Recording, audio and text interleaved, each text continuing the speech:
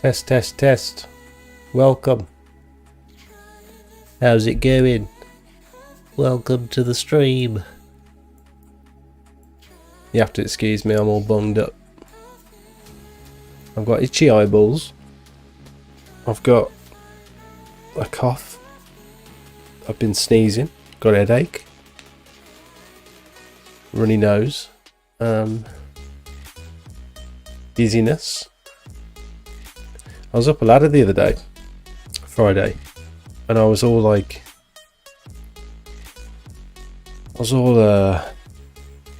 my eyes were going blurry and I was all cross-eyed and dizzy and stuff, and I thought, yeah, I probably shouldn't be working up a ladder today, so I ended up going back to bed. I'm on the road to recovery. I'm starting to feel a bit better. I'm full of medicine. I've had all the tablets. Trying to drink plenty of water. How's everyone doing? Hello, Stephen. Return of ammo. Welcome. The Lawn Ranger. My eyes are quite sensitive as well. I've got like itchy, puffy eyes. So I might be struggling to read your comments. Just been to Craig's. His gutter vac has arrived, so we'll be playing with that. Do you live nearby? Sorry. Do you live near Craig? Is it Manchester or Liverpool? Craig Washer you're talking about, isn't it? Are you in the same area? Which vac did he get in the end? Hey Luke, you right, mate? We're all doing good. Right, Andy? Nasty, welcome. Welcome, welcome, welcome. We're all doing good, apart from the dog. She's been a bit weird. She's not getting out of her bed. She barely got up for her food, which is very, very weird. She's kind of in her bed, and I called her and tried to get her to come over to me, and she just sat there sort of shaking a little bit, so she's not feeling great. Oh, here she is. You got her up? I just said you want to come in. Oh. Go on then. Go on. I think she's... Oh. Go on. Oh, you're struggling, aren't you? Good girl. Yeah. You're fine. She's fine. She's not. You don't think? I don't think that's probably doing good for her. Jumping What? up there. Oh, you reckon it's that? I didn't think of that. I wonder Too high, it's stretching her I wonder if it's stretching her. Because she's only recently started jumping up there. Just firing up the computer. Right, Darren? No rush, mate. Don't worry. He's got the Panther with 36-foot poles. Nice. Russ, welcome. He's 10 minutes away, but different area. We both live just off the motorway, so far enough. That's handy, to be fair. And you can sort of feed each other work and get help here and there. That's nice. Nice that you got someone close by like that. Did you meet him through YouTube, through the group? Or were you already sort of talking anyway? Not a bad week. I had to close my cleaning business. I know you said last week, I think. Not going to stop watching your content. Oh, thanks, Nasty. Have you tried CBD oil for the dog? No, I mean, she's only just started being a bit funny tonight, but...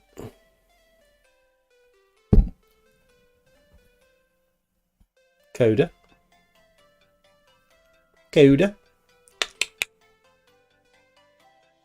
Her little tail starts to wag a little bit. Just not feeling quite herself.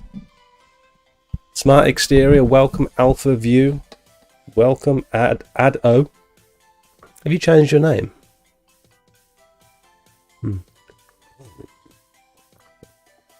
I have heard CBD oil is good for calming dogs down. We should try that because she's very reactive. And I have always wanted to try. Wonder what like a gummy would do to her. Or a split.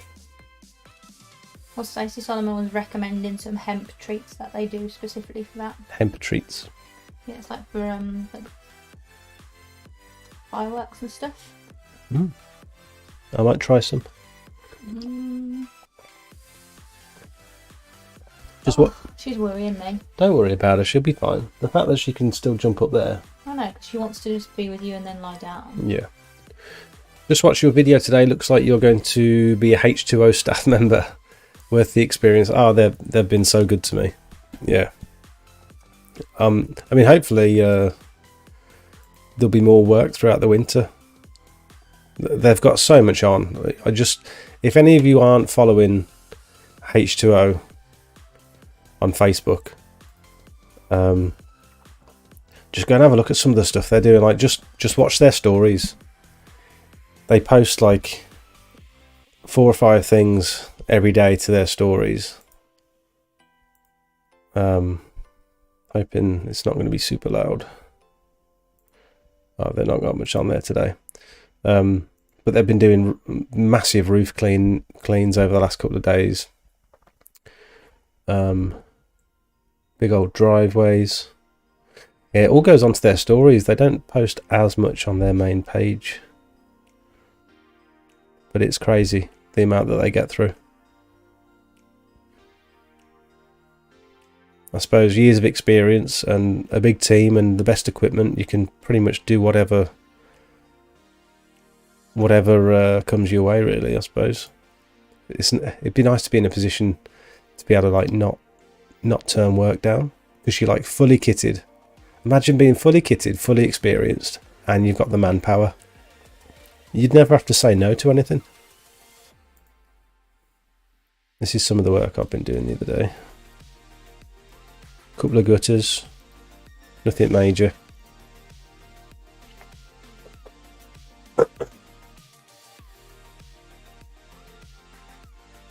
Oh, it's Adam on Discord, yeah. Yeah, exactly, Nasty, yep, definitely.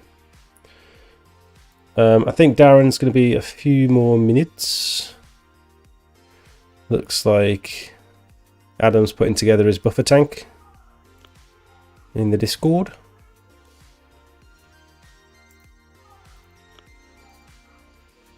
Got his high flow float valve. If any of you guys aren't part of the Discord, actually what I'm going to do, do you mind if I play an advert? I've just sorted this little advert out where I can play it on the stream, so it's only like a minute long, so if you don't mind sticking around, let me just Now these videos take a lot of time and effort to film and edit, on top of trying to run a successful pressure washing business. If you find any of the information in my videos useful, then I'd like for you to consider becoming a paid member of the channel.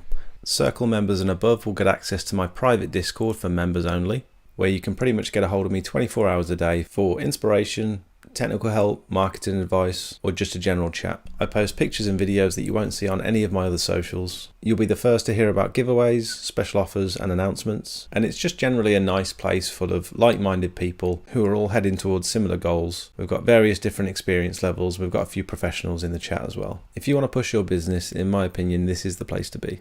We also have 2 other membership tiers. One is just to show a bit of support for the channel, and the other one is for boosted members, which will not only give you access to the private Discord, but also loads of high quality promotional images for you to start your business. I know what it's like when you're ready to get going, but you don't have any before and after pictures to put on your leaflets. At the moment, there's about 150 images that you can use for pretty much whatever you like, and my intention is to constantly update these over the next few years with all of my before and afters that have helped promote my business. Last thing before I let you go, new videos come out every Monday night at 5:30, and then I go live at 7:30 to chat to you guys and answer as many questions as possible. We do live quotes for real customers and just generally keep up to date with everything going on in the pressure washing world.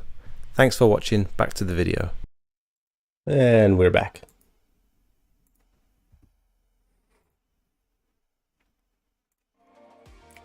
It weren't too bad. It's sad that I was stood outside my local council offices today, and all I wanted to do was clean all the walkways in the car park. It gets like that, doesn't it? Once you've been in business for like couple of months, you just start looking at everyone's driveways and walls and like render, and just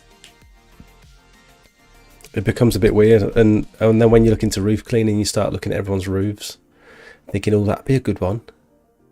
And the worst is when you're on holiday, when you're like abroad, and you start looking around thinking, oh, I could do something here.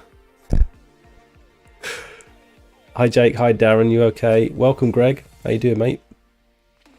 Can you explain if you add auto throttle to my new pressure washer, what exactly I won't be able to adjust, water flow or pressure, or both? Let's come back to that one. Can you copy that text, save it until Darren's here, and then paste it again later on in the chat so we can come back to that question? Because I'll forget about it and I won't be able to scroll up. Went away with the missus for the week, and for the week, and all I did was look at the roof and patio area, moaned how dirty it was, and just wanted to clean. Yeah, it gets a bit sad sometimes, doesn't it? It's like I have thought to myself occasionally, like, get a life, Jake. Come on. Hello.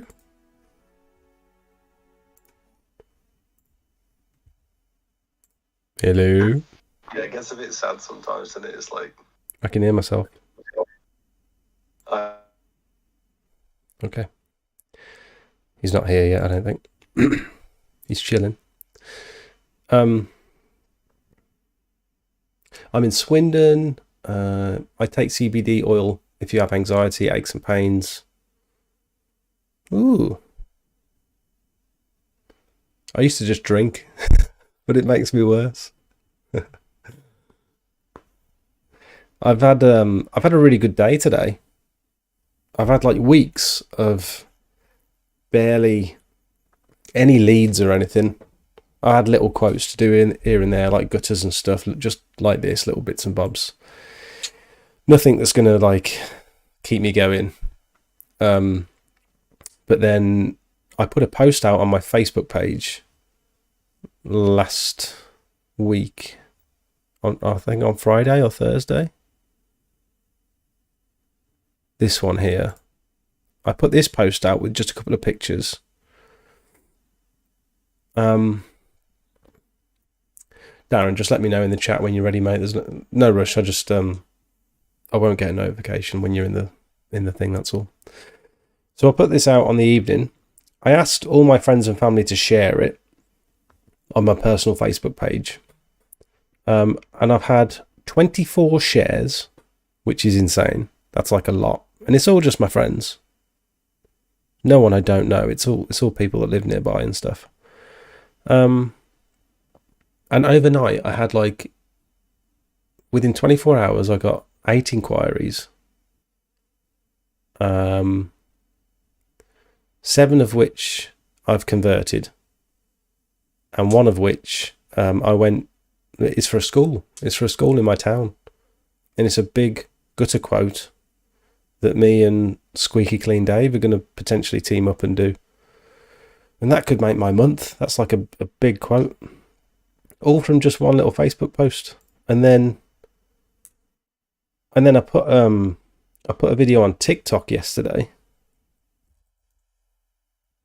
Just of a job that I did where it like flooded and all the sand came out of the joints. This one here. And that's blown up. That's gone pretty insane. But someone messaged me today saying, can you come and quote to clean my roof? And I've quoted to clean the roof, gutters, vacuum the gutters, pressure wash the driveway, and do a tarmac restoration on the driveway. Just from one 30-second video, or is a 60-second video. It's mad how people find you. Like, this is what I say, just keep doing stuff. Just be active, keep uploading, and just like be persistent with it, because something will catch. And people will find you when they need you. I'm in now. Darren's here.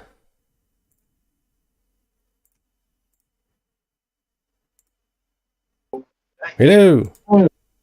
Hello. How you doing? I'm all right, mate. How are you? I'm very well. Let me see if I can full screen you.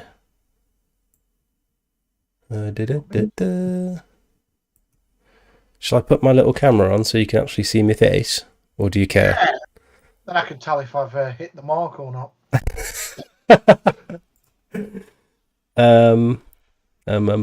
Turn on camera. How's that? Is that all right? Oh, that'll do. Hello, mate. How's it going? I've got my mug. I've got a brew. Oh, me too. I'm on the coffee now because I've been struggling for like 3 days, and I felt tired and lethargic, and I thought I don't want to feel like that while I'm speaking to Darren, so I'm going to try and make myself feel a bit better. I'm organised tonight. Oh, you got the chocky. Coffee, just in case I start to flag. Lucozade. Beautiful. Awesome. This is going to be a test tonight because we had Julia on the other day, and and it was like lagging quite a lot, and I'm hoping, like, not in a mean way, but I'm hoping it was her internet and it wasn't my end. I think it's been fine with you. Do you use OBS? Yes. So you could have a setting wrong in OBS. Geek fact, I do a little bit of gaming, and I did some streaming for one of the races that we do. So I used OBS to do the streaming, and I found that I got a setting wrong in OBS, and it was just destroying my bandwidth, and that made everything go terrible. I've done a few streams with other people before. It was fine with Squeaky Clean Dave. It was fine with you last time, but with Julia, it's been like the voice chat was lagging, and the stream was fine. It was just her video, but yours is fine today, so I'm assuming it was on her end. Here we go. Which games do I play? Okay, so I know what you were playing today. It tells me in Discord that you're playing Forza Horizon today. No, that isn't actually me. Oh. So that's the Xbox that's linked to my Discord, and my nipper has just started playing it. So if this wasn't on Blur, in my room down there, behind that box is a full all singing, all dancing rig. So it's bucket seats, triple screens, with the screen over the top, so it's 4 screens, full wrap round. I play ACC or iRacing. I try and stick to league racing, because I just get irritated by the toy people, that just come on and bash you off. Proper petrol heads. I used to play Assetto Corsa on modded servers, and I used to try and do all the drifting and stuff, but I was that guy in the server that wasn't very good and kept accidentally bashing people and just wrecking the trains. I hate that. Yeah. So I generally do competition zone, the ACC. That's fantastic. That is. But if I want to switch off from work, and this is a top tip to everybody on the chat, I think that you're going to really judge me badly now. I brought Farming Simulator. Oh. So I came home and I would just tend to my farm for 4 hours, and it completely just like absorb all of my mind. Let's have a look. Here we go. Have I been building his Alpha 4-wheel? You know what? Sonia's putting it on its frame tomorrow for you. The engine and pump is all fastened together. It's going on its frame tomorrow, possibly even run tomorrow. So I'll get her to send you some sneaky pictures. That'll be a good one. But yes, a little bit of gaming. Let's have a look. Working for PWS, how do you manage not buying half they stock they sell? Do you know what, right? I find that my place is like a little, it's like a grown man's toy shop, isn't it? Mm-hmm. And wherever you look on a little shelf up there, there's, wow, that's a little cool thing. Or over there's something even cooler. Or underneath this box, I'm hiding a load of cool stuff. It is pretty bad.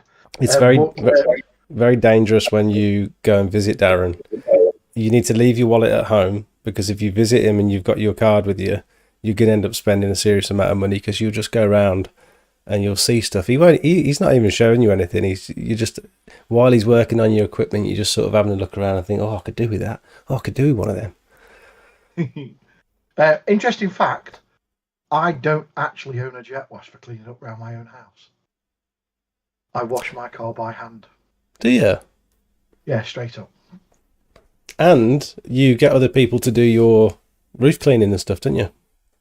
Well, I did do. So this time I moved into this house in January, so I do we talk stream or do we might have talked about it personally, but I, like everybody else, I'm just a self-employed guy. When all of my friends, so this is for those that are just starting out or young, when all my friends were buying their houses, I was busy setting up my business, which meant that no bank wanted to give me any money, which also meant that I had to rent, and all my spare money went into work to grow work, because especially you guys that are slowing up a little bit now, you'll know that being self-employed goes from feast to famine. And one minute you've got so much money, you're like, oh wow, what do I do with all this? And the next minute you're like, holy shit, I've not even made today's taking, this month's bills. So I rented for a long time, and this house that I'm in now is the first one that I've ever owned. So I moved in. I wanted solar panels on the roof, which was a massive thing. Not because I'm green or anything like that. I'd love to say it's because I'm green. The tech interests me a lot, and I didn't want to be held to the mercy of the energy providers and their stupid big rates. So behind me, that box there is one inverter. And you've got, I think the main reason you went solar is so that you could have a fancy app where you can track all your, and you can properly geek out over all that. Really. So what have we got on tonight then? What are we doing tonight then, mate? What do you want to talk about? Well, I think being the sort of time of year that it is, I have a few questions about preparing my equipment for winter, because last year I sort of reacted instead of being proactive with it all, and I don't know if I did the right thing. Do you want to get into that now, or do you want to? Have you got anything else you want to? Tell you what, let's structure the night so people can jump to it on the video. Let's talk shop from 8 o'clock. Do you want to just take over? I'll sit back. 30 minutes. Take over. You don't even need me here. You can just do this by yourself. I'm not feeling great, so I'm just going to listen. All right. It's fine. So tell you what. Shall we do a couple of questions, which will take us on, and then we'll talk about what to do with your kit. Good idea. I'm just looking. The certified shagger returns. Thank you, Luke. That's me, not you. Right, mate. No, he's saying, look, welcome back, Daz. I'm the certified shagger. You're just a shagger, apparently. Right, Alpha View window cleaning. Have you got one of our machines? Because you need one, mate. You need one with the name Alpha View. Let's have a look. We've talked about that. Chris Ramsey. Can you turn my sound up? I'm very quiet. I've just done that. Well, as always, if anyone's got any questions, put them in the chat, and both me and Darren can see, so we'll try and answer them when we can. If we don't get them straight away, just copy and paste it a bit later on, and we'll try and get back to it. We'll finish off gaming. As someone who is just starting out, what is the best rig to start with? So I did the whole lot. I started with an Xbox and had a, like the little platforms which you hook your seat over and then have a platform on your desk chair. It's like a pole that runs down between your legs, goes to a base. You have your steering wheel on top, and then just your two pedals. Have you seen them? No, I haven't, no. Right, so basically it folds flat, so it's dead tiny. So I managed to get it past my missus because it was just really small. That's what these things are like, right? You have to get it past the boss. You know what I mean? And at the time, the room that was in was technically our best room. Do you know what I mean? So it was the one where we used to go and cuddle and stuff. And so I had this little thing. Then I had a play seat. The play seat, I think they call it a play seat challenge, do they? Which is the bucket seat and the other. Then I had a track racer RS6, which was really good because you could slide in sideways. So, with being a tubby, I could get in really easily with my legs. And then, not long after I brought the 6, second-hand 8 became available. So, obviously, I had to buy the 8. I would say any of the tubular track racers, buy second-hand one. Don't buy a new one. There's loads of kit in marketplace. You don't have to be precious about it. A rig's a rig. They don't wear out. I'm talking about the kit that's on it. I've got CSR, the Fanatec DD base, Husky pedals.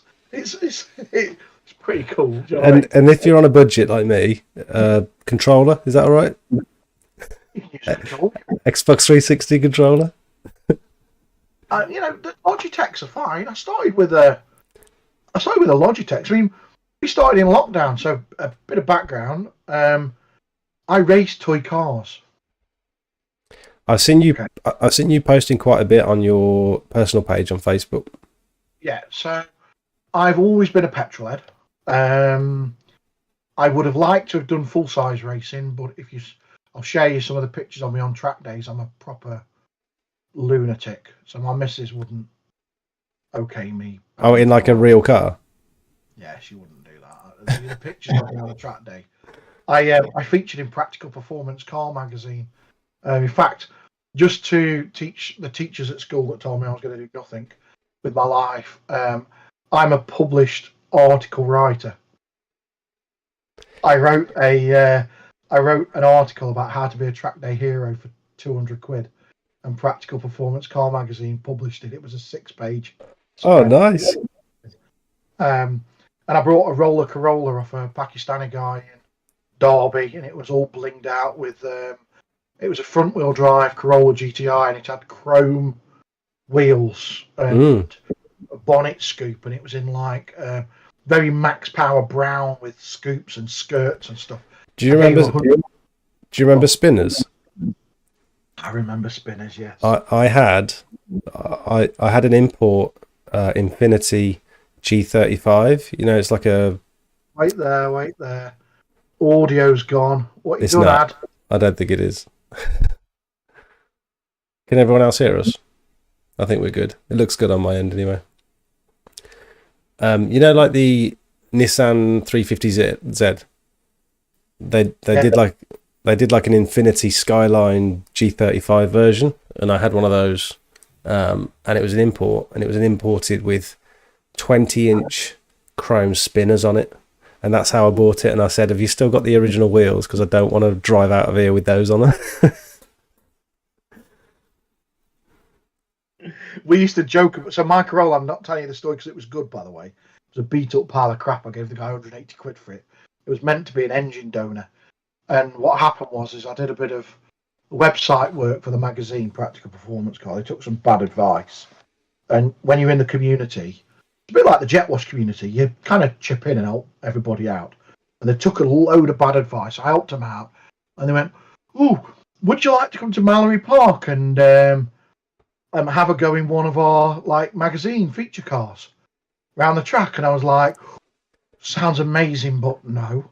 Can I bring my own car?" Because I was just going to write one of the cars off, wasn't I? Yeah. So me and my mate, I rang my mate Giles up, and he came round, and we basically gutted this Corolla that I brought as an engine donor. Because at the time I was putting the engines in classic minis, and we made it safe, and we joked that the chrome wheels were 17-inch Amiya Khans, and we had a whole thing going about it. There's a video on YouTube where you can freeze frame it where I'm going through the S's at 90 mile an hour, and I lose the back of it through the S's, point completely at the camera that's filming in the middle of it. As the car straightens up, you see me turn, give my thumbs in, and then carry on. And you're all thinking, "Oh, bull, there's no way he did that fast." Honestly, the video exists on YouTube. There's so much that could go wrong when you're on a track day. It's insane. I know. So that's why I can't do track days. So I ended up buying a rig. So my RC car racing, which is what I do instead of big cars, when Corona came, we all couldn't go racing.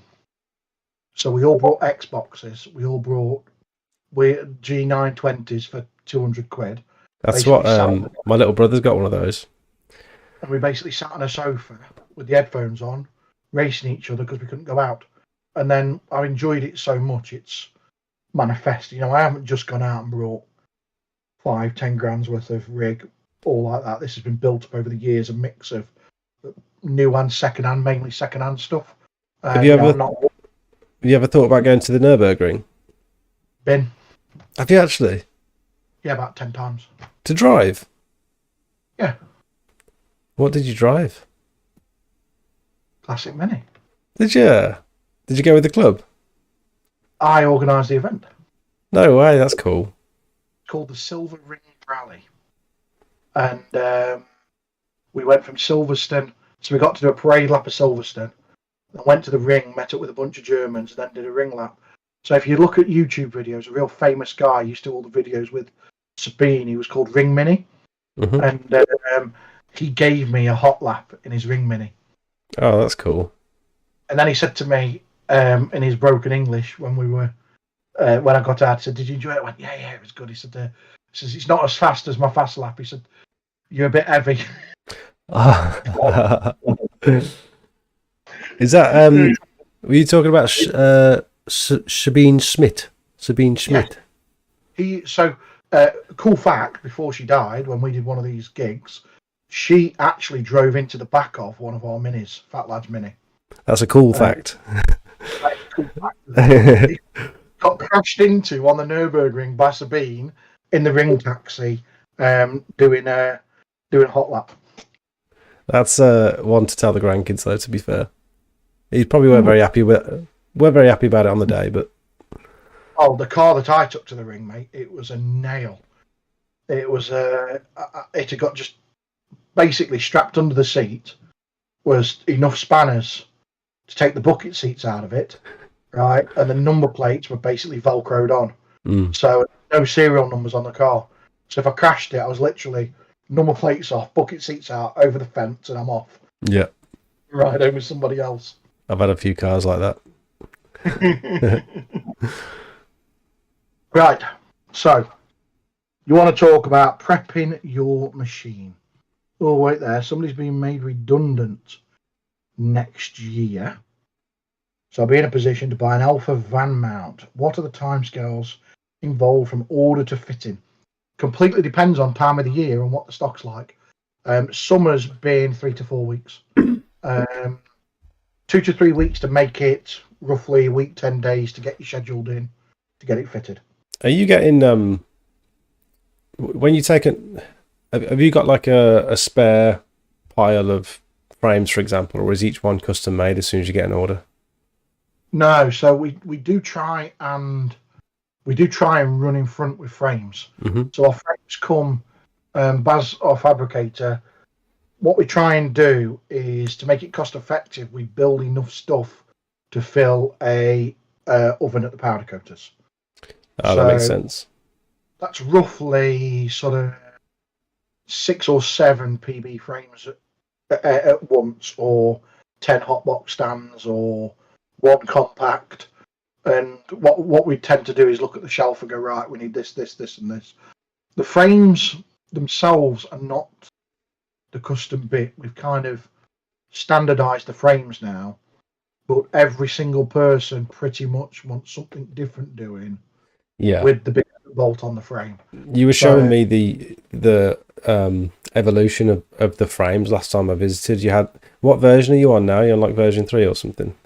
Yeah, so we're on version 3. That's dead now, that is. Thought you were going for me then. No, yeah. There's one of those little irritating, whatever it is, moth or whatever it is, I don't know. Yeah, so we're on version 3.1 because we've changed the front panel electric box.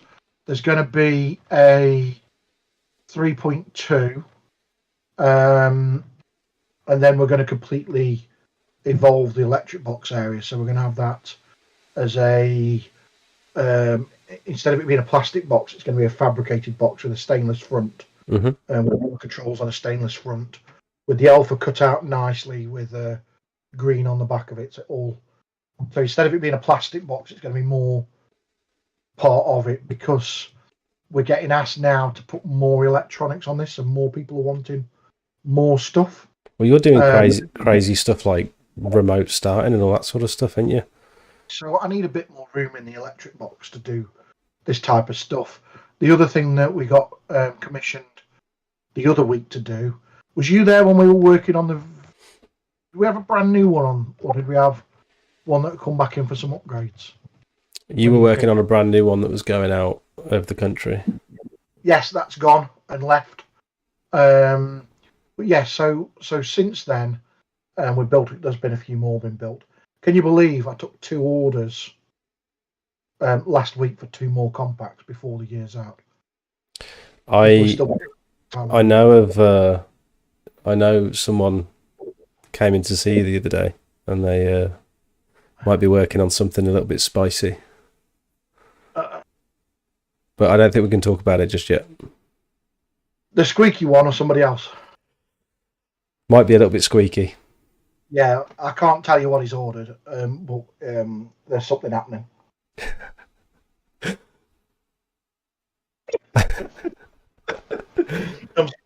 Sign an NDA. You know what I mean? Yeah. It's really important to maintain confidentiality on these things. I regret big reveal. I regret not taking a picture with you. I saw his picture that he took on Facebook, and I totally forgot when I visited to get that cheesy selfie. The man's a great come to my place and they go, Daz, I'm not gear out, but can I be pitched up with them inside, please? It's become a trademark thing, hasn't it? Can I have a selfie? Yeah, we'll have to do one. You have to do a print screen or whatever it's called, screen share, screen grab. How many of those have you got now? Oh, I've got thousands. Honestly, we share such a small amount of what we actually do. I keep promising myself I'm going to sit down and do our social medias and update it properly. And the simple fact is, I got home when I messaged you. I quickly hopped in the shower because I was covered in black crap from working today. And then I'm sat back down here, put a clean shirt on, sat back down, talking jet washers. I do appreciate your time, by the way. I forgot to mention, I think people find this very valuable. The fact that they can just come on, ask a question, and it gets answered virtually straight away by a professional. So I do appreciate your time. I know it's late on a Monday night. You're a busy man. You asked about the additional 2 list. Yes. So that is that the biggest change to our range is going to be that the PB is going to be able to have an additional frame that fastens to the back, just a loop that fastens to the back of it, that will hold a 250 tall up the back of it, because it's the same size as a 250 tall. Like a modular frame that bolts onto the back. Yeah, it be like a U shape that's sized to basically we drill 4 holes into the frame, and that'll fit. And are you using different tanks now that are slightly more upright and skinnier? Because I've got a 250 litre, but you said you've got slightly different ones. Yeah. So do you know what it is? It's about getting the right thing for the right job. Yeah. So we found that when people, I think it was in my particular van where that tank would have made more sense, wouldn't it? Because completely, yeah. So we're finding more people are cleaning with your size van or the smaller vans. Not everybody has got the room on the drive. I don't know, the budget to buy a bigger van, the desire to have a big van. Because let's face it, some of you guys and me as well. I come home. Not if you're the tax man, but occasionally I'll come home and go out to a job later on in the evening, Mr. Taxman, in the van. And I don't drive the van to shopping centres, of course, but you might take your vans to the shopping centres because it's your only form of transport. You have one with 2 or 3 seats in the front, and you don't want a great big van. You want a little van, and I get that. So when we started looking at how to improve this, now I'm constantly looking at how to improve it, and for many years I was selling stuff or installing stuff that was pre-built, so predominantly sort of large factory systems, and you would get what it is, and the customer would have to have it whether they liked all the features or not. So we've got complete control over this range that we do for you guys. The Alpha range, we've got complete control. So if I see something I don't like, we change it. And it means you've got fussier customers now. A little bit. I did say to Sonia earlier that we've and John had a little bit of a meeting. What you guys are is your crossover customers. Some of you. What I mean by that is sometimes you approach your suppliers as if you're a domestic customer. So, for example, a high pressure hose. Do you get him? Yes. So a high pressure hose is like a tyre on a car. Some guys have a high pressure hose and it lasts for 2 years because they only ever use it on smooth surfaces. They never drag it, they sort of lay it across, lasts forever, never wears through.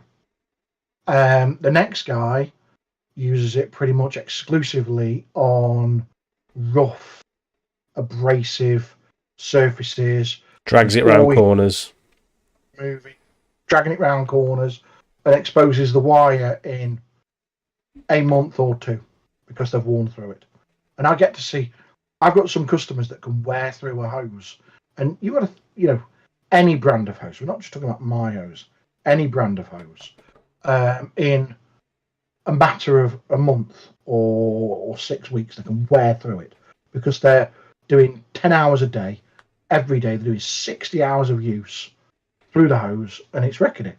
And we've just started now getting the crossover.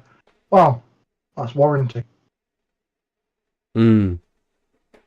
People trying to claim stuff on the warranty to say it should last longer, but they're not taking into account their use case. Correct, and it's very crossover-esque.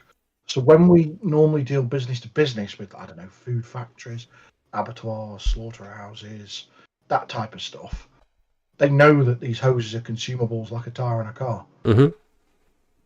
It'd be different if it burst really quick.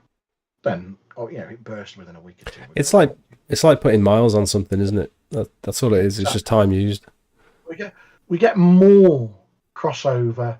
Well, that's warranty. So, we get customers, for example, might put, and it's not on the bigger Alpha stuff neither. So this is the in between. So this is the slightly more budget end of the equipment. They might put shitty fuel in, bring it back, and then be like, but that's warranty because it had stopped running. Well, actually, mate, I'm really sorry, but you put shit fuel in it. That's why it doesn't run. Yeah. And so on. So not servicing it and all that sort of stuff. Yeah, all that kind of stuff. Do I stock scaffold towers? No, not yet. Steve, my Alpha system has been fantastic. All my customers always ask about it because it's awesome. I think it's green. I think we had this question last time. No, you answered this in the Discord, but I don't think you answered this on the live stream. How easy would it be to convert from a pull cord to a from a pull cord starter to a key start? Oh yeah, okay. So this comes all the time because on some of the engines there is a gap. You just undo the plate and you can bolt a starter motor on quite easily. However, that's not the difficult bit. The difficult bit is the pull start engines don't have a suitable charging circuit for charging the battery back up, which is used to start it. And to put the charging circuit on, you have to replace, I can't remember, you have to replace the flywheel or do work on the flywheel. It's a big strip down. My advice would be sell it, buy one that's key start. I didn't know before I looked into, well, I think before I even asked you about electric start pressure washers, I didn't know that they recharged themselves. I didn't know that they had a charging circuit. I thought you needed like a solar panel, or I thought you needed to plug it in every couple of weeks or something. But they've got, it's like an alternator on a car, isn't it? It sort of recharges itself. Called a rectifier. So it's a little bit different to an alternator. An alternator will bring the voltage up from really, really, really low. A rectifier will hold it between a certain window. It charges, but it does it a different way. So the Hondas have between, from memory, a 1, I think it's in a 3 amp rectifier, which is enough to basically trickle charge the battery while you're running it. So the idea is you turn the key, start it, you run it for an hour before you turn it off again. But yeah, I think that the take from it is, and I did one years ago, if you've got a 390, that it's worth quite a bit of money in the second-hand market. The Honda GX 390. Take your pump off it and replace it with an electric start. Fucking bastard, sorry. Still haven't got it. There's kids watching this. There's so many kids watching this that are interested in pressure washing. And I know it's easy to say from here because I'm not the guy that's got to go and buy it. It's just not worth the hassle. It's, you know what, and then you've stripped a good engine. You're going to have quite a bit of mither with it. I probably wouldn't unless you're super, super, super confident. How true is this? I spoke to an electrician the other day, who's an auto electrician, and he said every time you start an engine, it will take you about another 20 minutes of driving before you'll replenish what you've used to turn the key. Is that true? Same with the little engines. Oh, right. So when they've got a battery on, if you start with a little battery, you'll flatten the little battery. Oh, Steve's leaving us straight on to the next segment. What to do in the cold. So shall we talk about all the weird and wonderful ideas on Facebook? Well, should I tell you what I did last year? And I think it was very stupid of me, but I did it. This was my first winter having a van-mounted pressure washer, because the winter before that... Tell me you did something, because that's not stupid if you did something. I did something, but I think it was still stupid. Did you burn your van down? Not yet. I might this year. But so the winter before, I had my little trolley pressure washer, and as a bonus, I didn't even know that you could do damage by allowing it to freeze. So that, actually, thinking back now,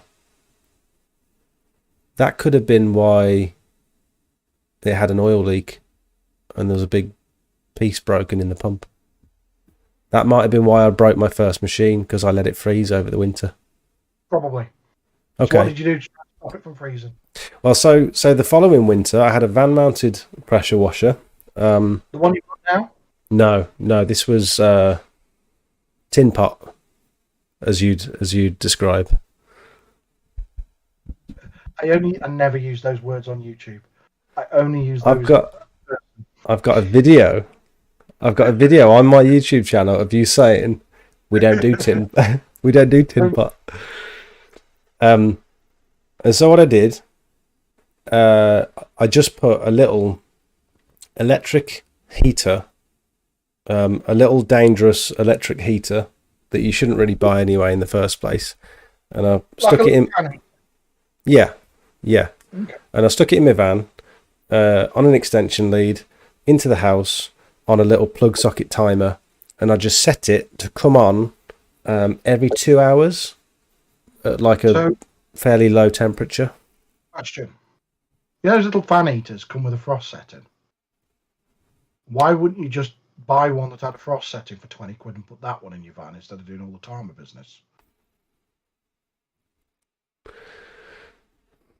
I didn't shop around. I looked for the cheapest fan heater that I could find, and it was either an oil-filled radiator or a fan heater. Okay. So, and I was constantly up all night checking that my van wasn't on fire, thinking that it had fallen over or the cables had melted, or it was. I'm not going to do that again. No, amps is the problem with fan heaters. When you run them on extension leads, unless it's on low, they don't like it. So stuff that I've seen. Okay, so I've seen everything from nothing or a blanket. Sorry to interrupt. Should we start by explaining why it's a bad idea to do nothing? If you want. Well, Go for it. I think you're the best person. Oh, I thought you were going to tell everybody that. So No, because I don't know. I don't know the theory behind it. No. Well, it's about theory.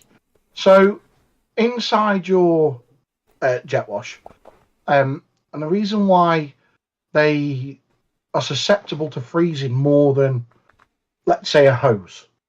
So you know your hose, you know your garden hose. The large bore, the garden hose doesn't normally freeze, but the tap does. Unless it's really, really, really cold. So you know your tap's always the first bit that freezes? Yeah. Or the little tiny nozzle bit on the end is always the first bit that freezes. And it's to do with like the volume of water. It comes down to a very small orifice. Right? And when you, inside your jet wash, inside the pump head, there's a load of small orifices. And if it's a completely sealed system, it freezes up. That wants to expand as it freezes up, and what it wants to do is push out of somewhere. And the first thing to usually go is the piston ceramic. So inside the pump, you've got 3 pistons that come in and out, and you that way 3 pistons in and out. Don't laugh, that's nothing, right? And on the end of the piston is what? Go on, I'm nothing. How am I supposed to show like a sleeve over the top? No, you're describing it very well. I'm just being immature. I'm trying to be professional. Right. You're interrupting a professional now. I'm trying to be professional. I'm just going to keep pulling faces. You carry on doing what you're doing.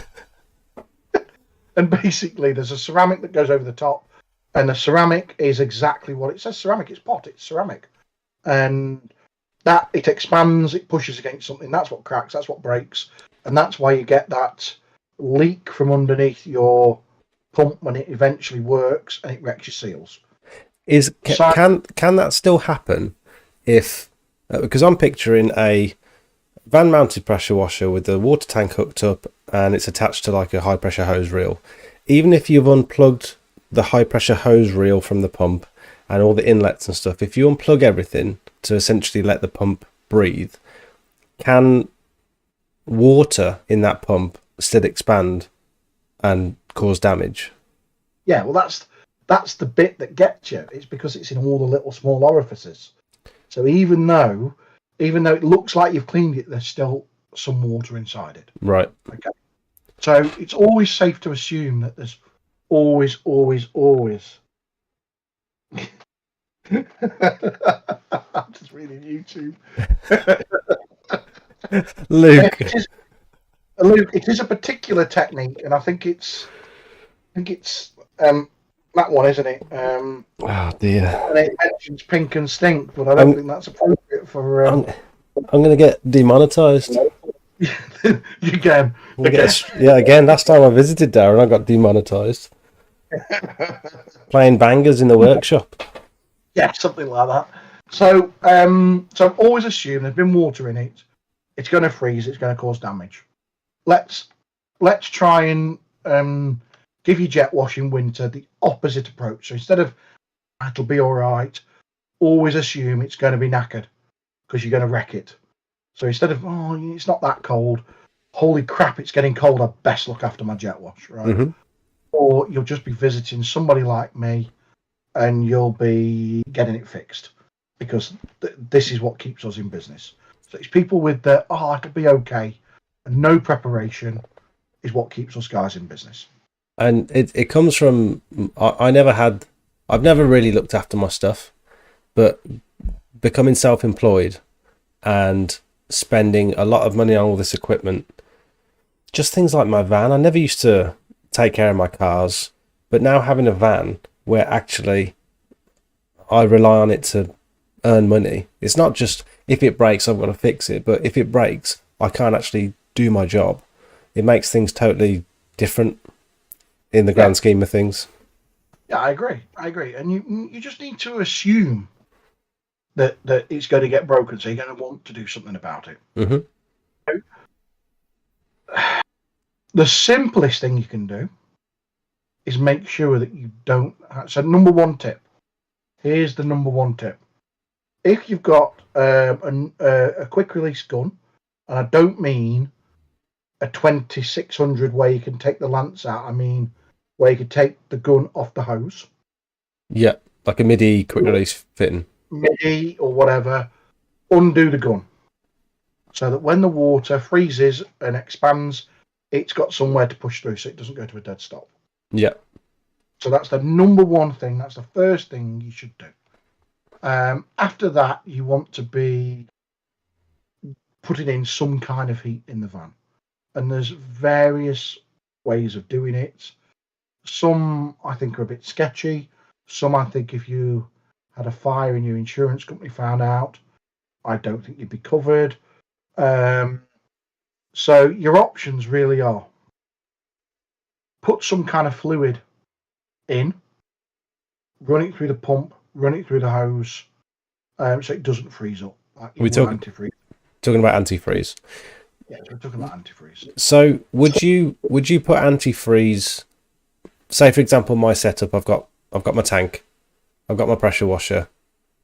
Could I pour antifreeze into my tank that's got a bit of water in it already? Run the machine for 30 seconds, so it's got some. Till you see it come out the end, and shut the machine off. Turn the machine off, drain the hose, unplug the gun, and leave it, and that's fine. Yeah, now that's okay. Let's not dismiss antifreeze, right? Depending on which one you use and the strength that you use, it might be detrimental to the seals inside your pump and inside the unloader valve. Okay, so it might be. So I can't just say, guys, go out and buy any antifreeze, stick it in, and it'll be fine. You've all got different pumps, you've all got different seals, and there's many different types of antifreeze you can buy. Okay, I personally would always avoid running any product past my pump seals other than nice clean water, because that's what's going to make the seals last the longest. So if you run antifreeze or TFR, because you've got to think that some jet washers are set up to put high pressure chemical on, so everything runs through the pump, it sucks it all through the pump, it sprays it out. You do anything like that, it's always going to prematurely wear stuff. So I'm not saying you can't use it, I'm saying just be mindful that there could be consequences. If you don't know what effect it's going to have, these pumps ain't cheap. I think my pump cost $1,000 on its own just for the pump when that was built, and I don't think now that you said that, I don't think I'm comfortable putting a product through that pump that I don't really know what it's going to do.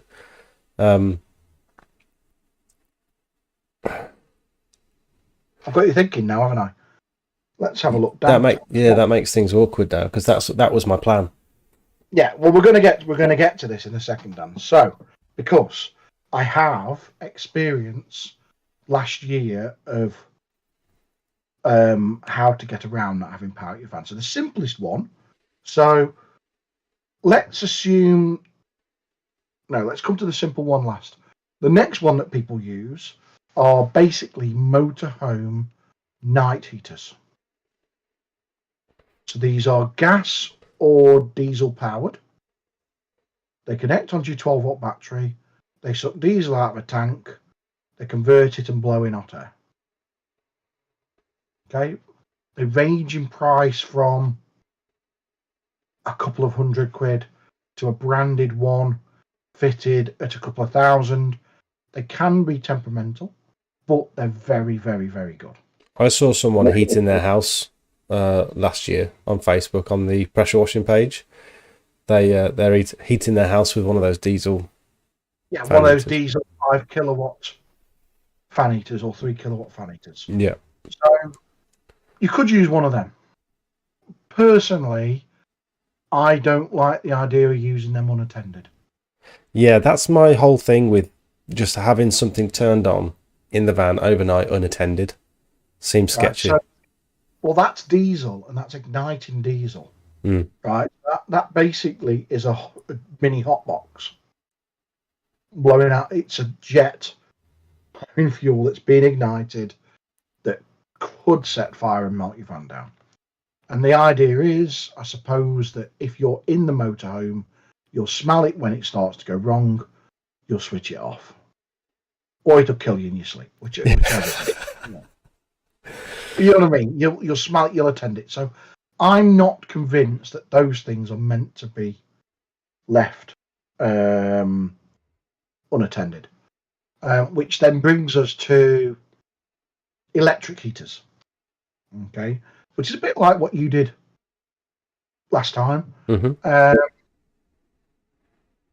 Not overly comfortable with the high-powered ones because of what it does to your leads, but the low-powered ones, especially, for those guys on a budget, 750 kilowatt radiator. And I feel like that's not 750 kilowatt even. 750 watt radiator. yeah. One of the little ones like that. Oil-filled radiator will run on an extension lead. You look like a giant holding that. I'm imagining that's like a normal size radiator, and you're just massive.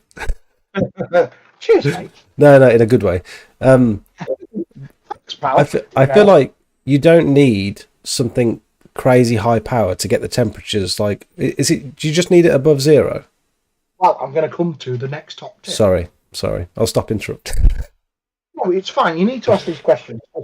If you don't ask these questions, I'm just going to steamroller in, and then tomorrow, everybody's going to ask all the questions. Aren't they?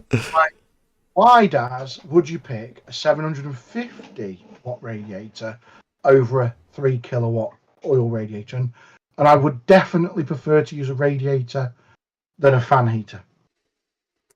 Yeah. Okay, so Nilfisk make a jet wash with a fan heater in it, and we have to replace them with non-fan heaters because they set fire and do all kinds of stuff. All the stuff that you're scared of, leaving one attended, they do. It's as simple as that. So if you're going to buy something budget, buy an oil-filled radiator, buy a low wattage one so it can run on an extension lead. Okay? Even thinking about it now, if I was in bed, I'd be much happier knowing it's just a radiator than a fan heater. And you set the thermostat on the radiator so it comes on and off. Yeah, you don't need a timer. Don't need a timer, just use the stat on the radiator. So what I would do to maximize my 750 watt radiator, because the whole body of water in your tank isn't going to freeze solid.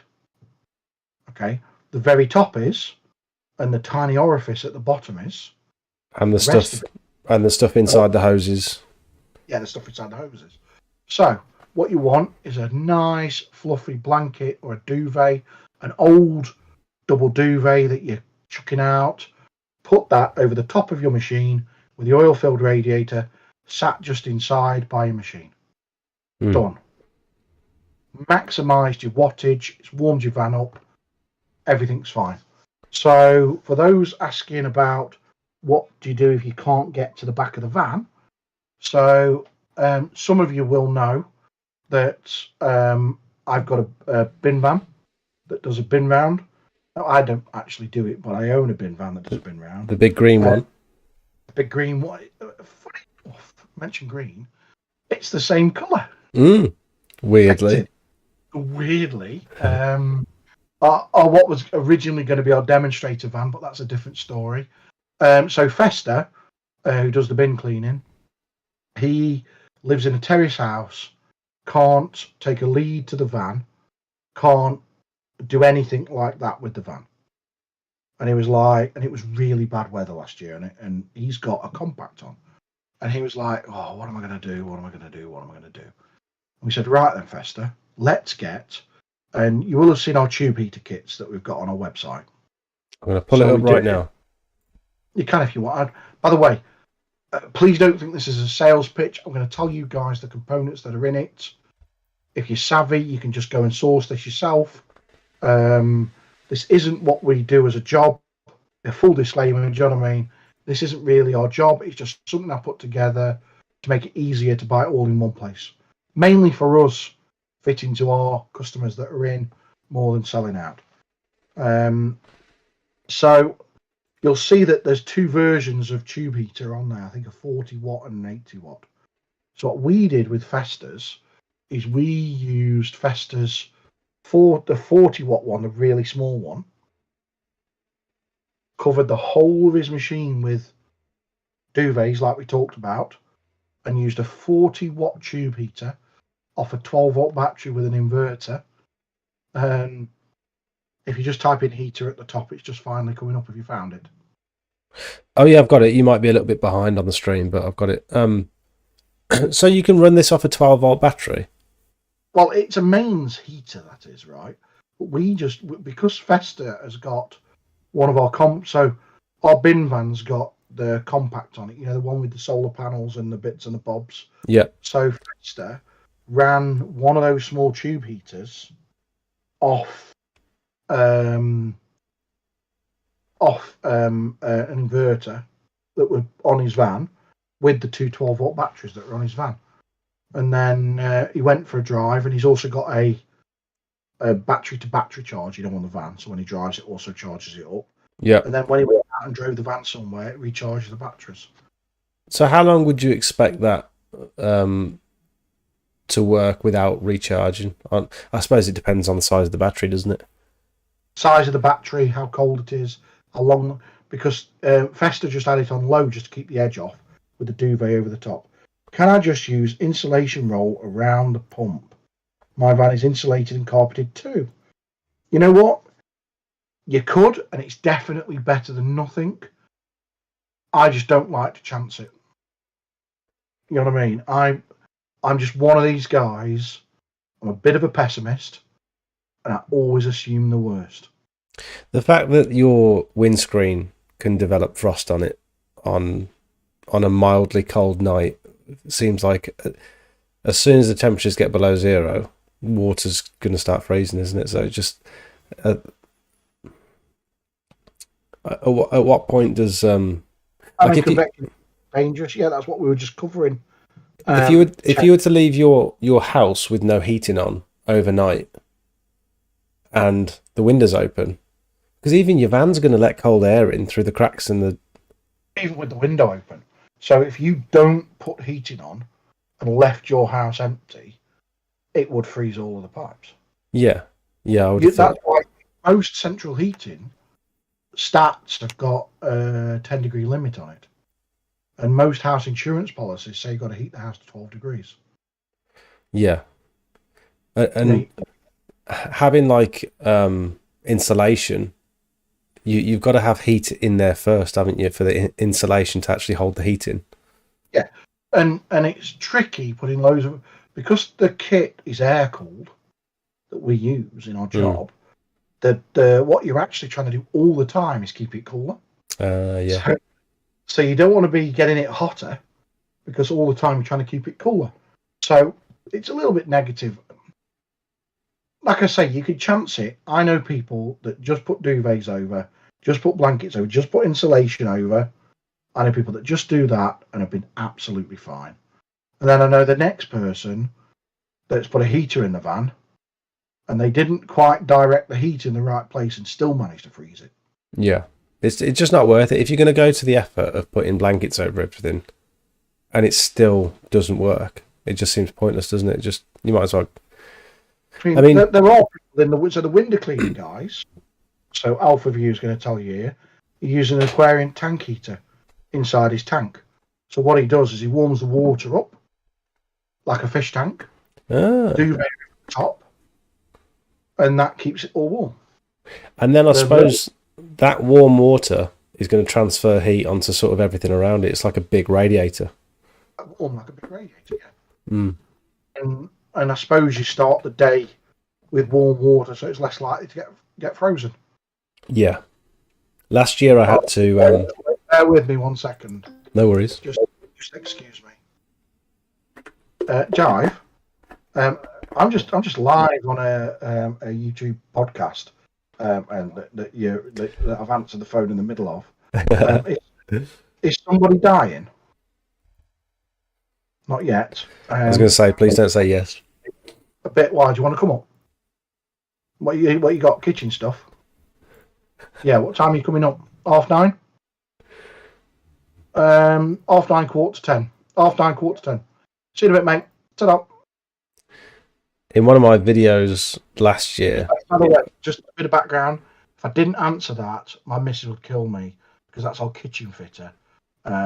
He's doing our kitchen, but he's starting at the start of December. extremely important. Really important. Happy wife, happy life. Yeah. I've got a video here on my YouTube of me actually. Don't play adverts. I have to. Well, last year I had to defrost 3 or 4 different taps. Oh, the customers. Yeah, one of them was like a commercial property. Oh, you can see on the stream now. This is how I had my setup. It was just an extension lead going into the back of the van with this little. Yeah, you are a bit far behind, but you'll see it come up in a minute. This just felt so dodgy, but it was a big commercial car park, and there's frost and snow all over the floor. And I arrived on site and I turned the tap and nothing happened. And so luckily I had a little propane burner on me, and I managed to defrost the tap. I mean, last year, one of my...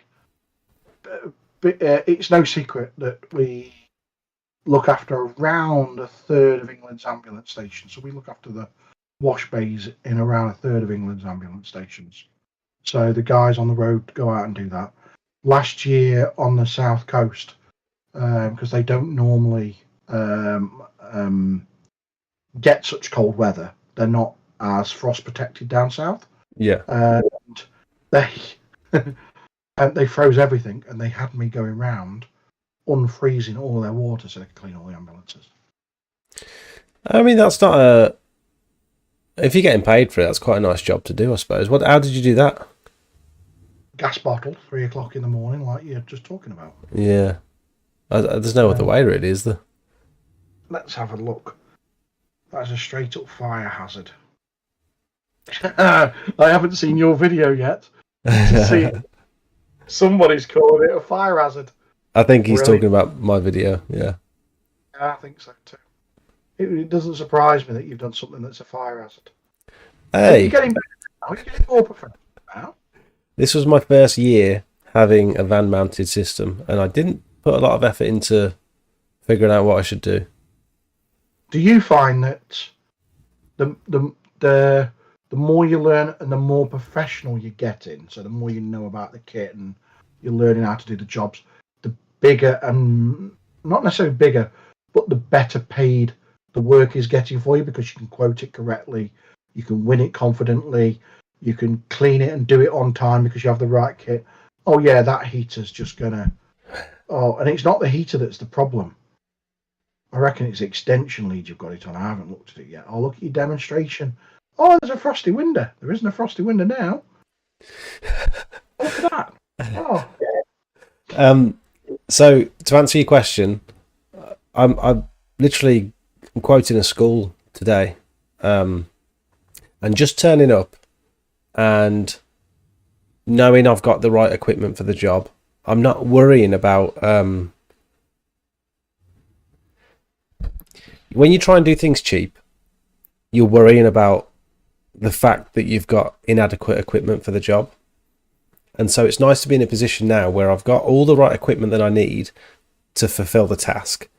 And also I'm turning up experienced. I've done this job before on a similar scale. And so I've come home, I know exactly what they want. And so I'm putting it all down in a proper PDF, like in a nice quote. I'm sending them my DBS check because it's a school. I'm sending them my liability insurance. I'm sending them a copy, an example. Yeah, an example of my method statements that I've used before, and so before, there's no back and forth.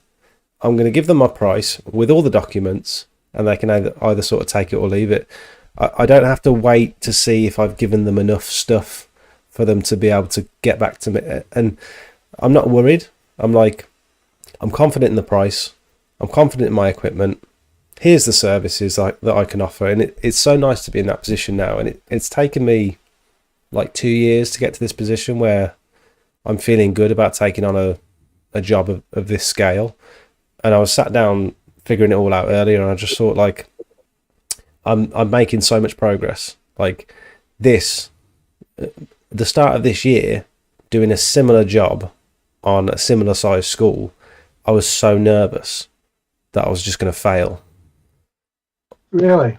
Yeah, or I weren't prepared, and I just didn't understand what's required. And thankfully, my brother works in haulage, and he's like a project manager and stuff, so he knows about all the health and safety stuff. So he has been able to help me with it all. But yeah, just being prepared, just having that little bit of experience and help, and not being afraid to ask questions as well. Not being afraid to ask questions can take you so far. If you keep things to yourself and you just sit and worry about it, you're never going to get anything done. So I think that's one piece of advice I'd give, is ask as many people for their advice as possible. Good. Well done. Thanks. Simple answer is yes, I'm earning more money. Yeah, sorry. Yes. I went off on a bit of a tangent there, didn't I? How's the chocolate? Is it tasty? You know what? I'm loving it. What flavour is it? It's just standard dairy milk. Oh, nice. I prefer the Galaxy. It's like smoother. Dairy milk's dusty. I feel it's quite dusty when you suck it. It doesn't hang around long enough. I've just done a third of it. There's another third going in a second. Then it'll be done. I'm hoping. You know. I'm hoping Sophie's going to go out swimming and bring me back a McFlurry in a bit. Oh, nice. Just a little tidbit for your viewers. This will make them laugh. The other week I was fat shamed at the dentist. Oh. At the dentist. He's only looking at your teeth. He was doing some work, and he said, and he was foreign. He's like, if you would lose a bit of weight, I find it easier to get in. No way. Right, so your mouth is different because you're slightly... Apparently I've got fat cheeks on the inside. So apparently I'm fat on the inside.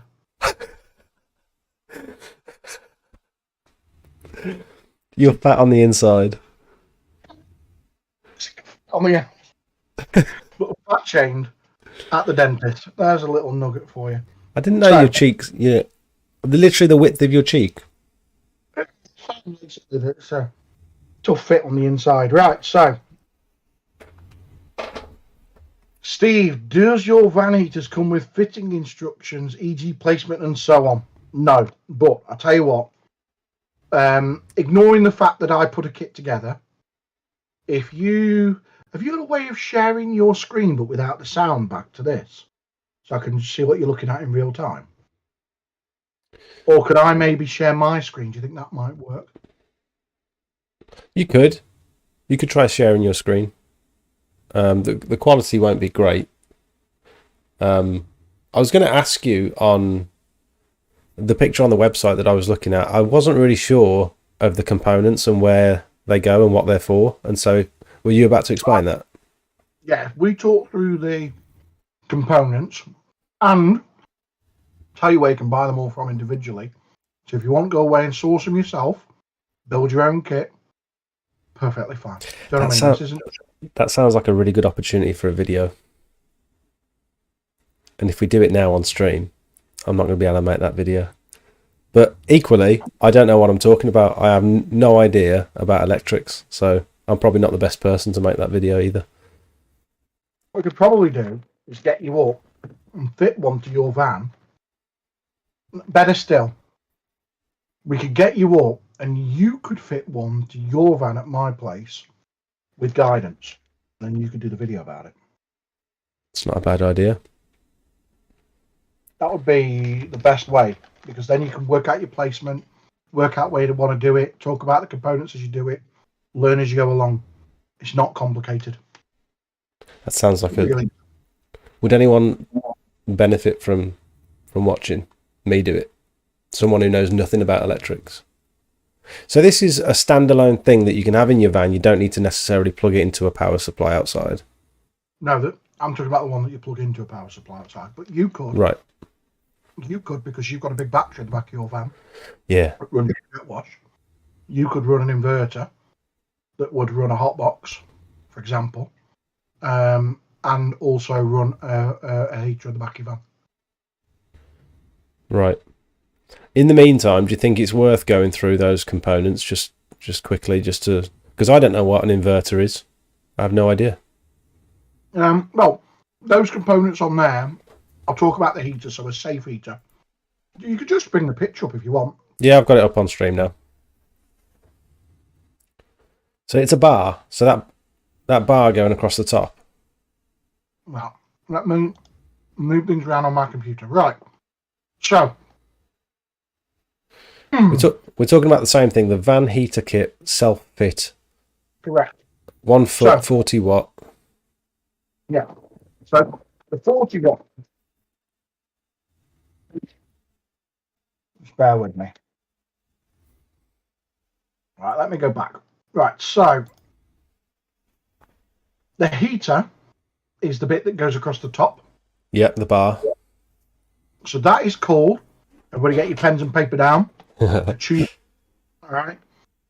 You can buy these from Amazon, Screwfix, various sizes, various wattage, from 1 foot to 6 foot. Okay. They're 240 volt. They're designed to go into like sheds, greenhouses. They're designed to be left completely unattended. Does it emit light, or is it just like a hot bar? Just a hot bar. Right. And it gets hot enough that if you held it, you'd go, "Ooh, that's hot." Yeah. Yeah, when it's turned up. Okay. So hot enough to get the van above zero, above freezing. Yeah, and that's all it's designed to do. It's not designed to do like your fan heater did and completely demist the front of your van. Yeah. Because it's bringing it up to room temperature and costing a fortune. This is designed. So here we go. So what does it cost to run 24 hours to run that bar? So a single bar is 80 watts. So anybody that wants to do any maths, so that's 80 watts. A kilowatt is 1,000 watts. And 1 kilowatt is 26 pence an hour to run. Okay. So I think when we did the maths last time, it was about 4 pence an hour. No, 2 pence an hour to run. I think last time we did the maths. To you, so it's probably free because you're putting money back into the grid, aren't you? For me, putting power back into the grid. We're totally off grid. So for me, it doesn't matter. But for everybody else, it's really, really. Oh, somebody's going to figure 52 pence for 24 hours. Yeah. So that's sort of really inexpensive to run. Okay. So the other components that are in that, what have we used? Okay, to build the kit. So the first thing you need to do is, so you're not trapping cables through the door of your van. You see the little underneath the heater to the right hand side at the top, there's a blue thing with 4 bits that go on a base. Yep. So that screws underneath your bumper on the back of your van or the side of your van, wherever you park it, that's the nearest bit to plug in. So that fits external on your van. Oh. Okay, so you just fasten that under the bumper, away you go. And then you've got, ignore the cable that goes from that blue thing. So basically all you do is from the blue thing that goes under your bumper, short hole through your floor of your van. You take a cable from there into the little electric box, which is placed near the heater, and you connect the two together, and jobs are good. Hello, Right. Mrs. Smelt. She's not Mrs. Smelt just yet. She'd be lucky. I think so. Aren't they all? Darren says You know hi. what I mean? Say hi. Hi. Don't my Sonia will be in looking at that. If I tell her the Great Dane's on, she'll be in, cooing She over the Great Dane. she's not very well. Something wrong with her. Fits? No, she's been sat in her bed shaking, not moving today, and she was Cold? very. I don't think she's cold. No, the heating was on, and she was very Lethargic. very lethargic, and she was less reactive on the walk, which is strange. She didn't pull on the lead once, which is not like her at all. Maybe she's at something. Yeah, I think she might have had something. Yeah, like a conker or something. I don't know. Maybe. So back to the stuff. So basically, you fasten the thing under the bumper, you connect it to the electric box, and you fasten the tube heater into the electric box. So it's dead simple. It's not complicated. The big yellow cable is a caravan lead. So it's a high rated amps in case you ever wanted to run anything else in your van. And you could then, that's like however long it needs to be to go into your house. And if you haven't got a 16 amp plug on the side of your house, a waterproof 16 amp plug, we also include the 3-pin adapter. Can I ask a potentially stupid question for someone who doesn't know anything about electronics? Given most of your questions and potentially stupid, go for it, mate. Thank you.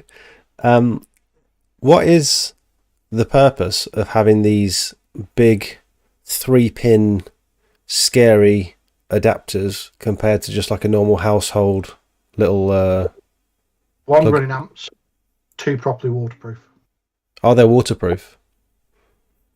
They're designed to be sort of waterproof and all the rest of it. So these are all like IP rated kit. So that's the sort of stuff you want to put outside rather than just having your. You don't want to be messing around with those little garden clunk clicks. So this is what. So if you had a caravan or a fridge unit on a van, this is what you would use to plug it in overnight. Or an ice cream van, this is what you'd use. It also gives you the ability to, let's say, for example, you've got an old van and you might want to fit one of those permanently fitted C-Tech chargers, battery conditioners. You could also wire your battery charger into this. So when you're plugged in, it's also topping your van up overnight and looking after it. Right. They all the outdoor equipment for like the building trade have got those three-prong big, like cement mixers and stuff. Yes, they're yellow. Yeah. So yellow 3-pronged is 110 volt. Blue 3-pronged is 240 volt. Red 4 and 5-prong is 3-phase. Okay, you're gradually losing me, but okay, that's okay. Just don't mix yellow and blue. Okay. Right. So let's have a look. So what is the best placement of the tube? Now, I like to get the tube as low as possible and as close to the pump and the sort of water fitting ends as possible. Bearing in mind heat rises, so it's no good having it at the top of the van, is it? So you want it at the bottom.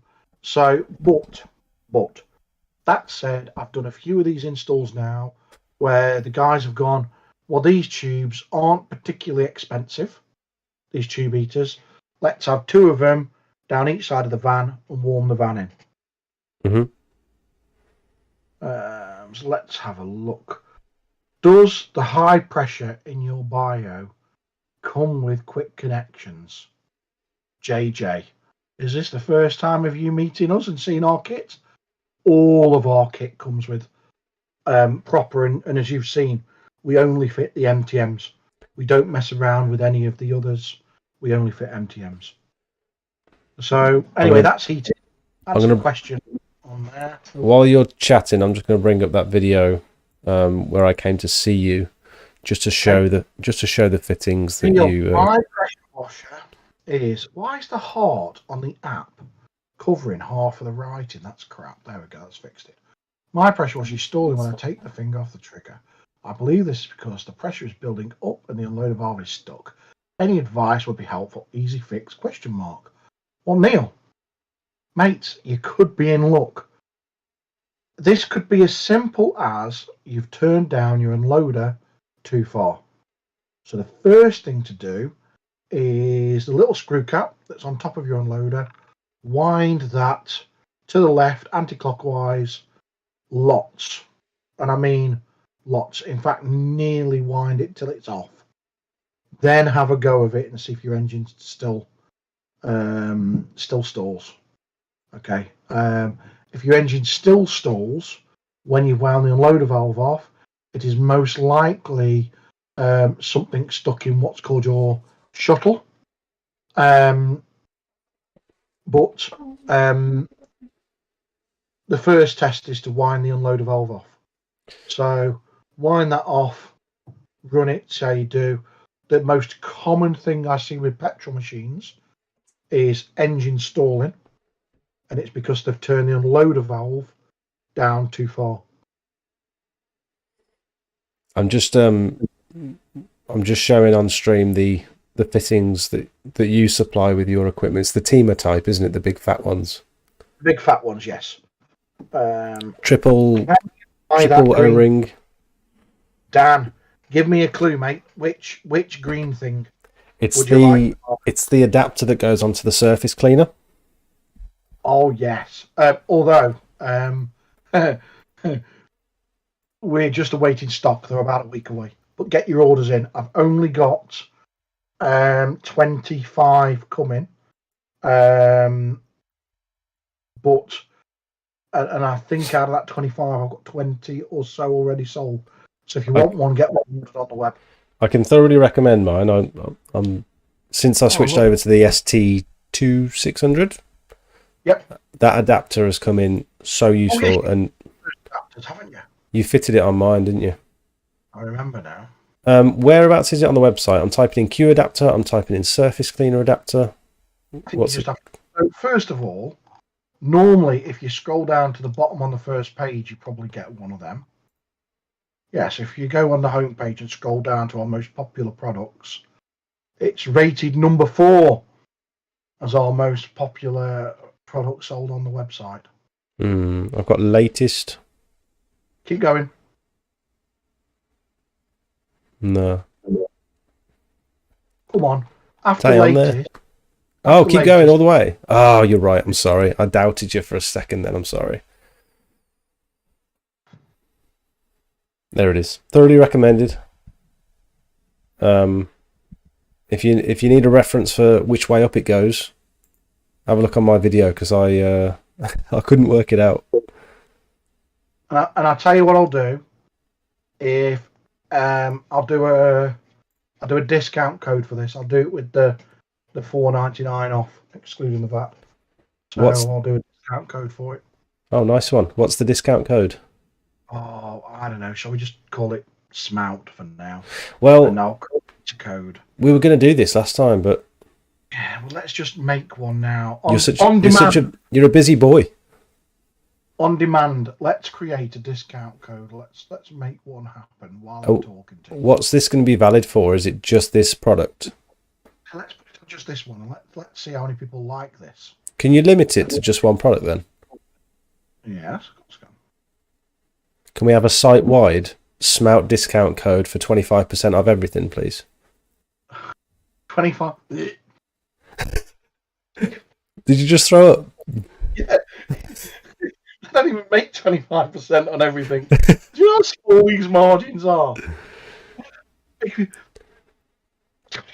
You build this product in-house. If you don't spend the money painting everything green, surely there's enough in it for you to give everyone, right, everyone look, 25% off. The green thing, right? This is what I'm going to say about the green thing. We have been doing the green thing since 2009, I think it is. I built our first green machine. I'm only joking. Right? You've got to keep everything green. We were first there with the green. And we chose green because there was yellow for Karcher, blue for Nilfisk. There was a grey machine out there at the time. Basically, there was a red machine and Earl. There was everything but green. Has anyone done orange like me? No, but I probably should have gone with orange. Right, let's have a look. Let's add a coupon. Fixed basket discount, a percentage of fixed product discount. I can see. I want you to launch a range of. I want you to launch a range of smelt products that are all powder coated orange, please. We could do that. What do you want? I want everything. I want everything. Is that a song? It is now. But watch how easy it is once you've got the Q trigger. Watch how easy it is to swap from the surface cleaner. You don't have to turn the machine off. You just pull the trigger off, and you just put a different lance on.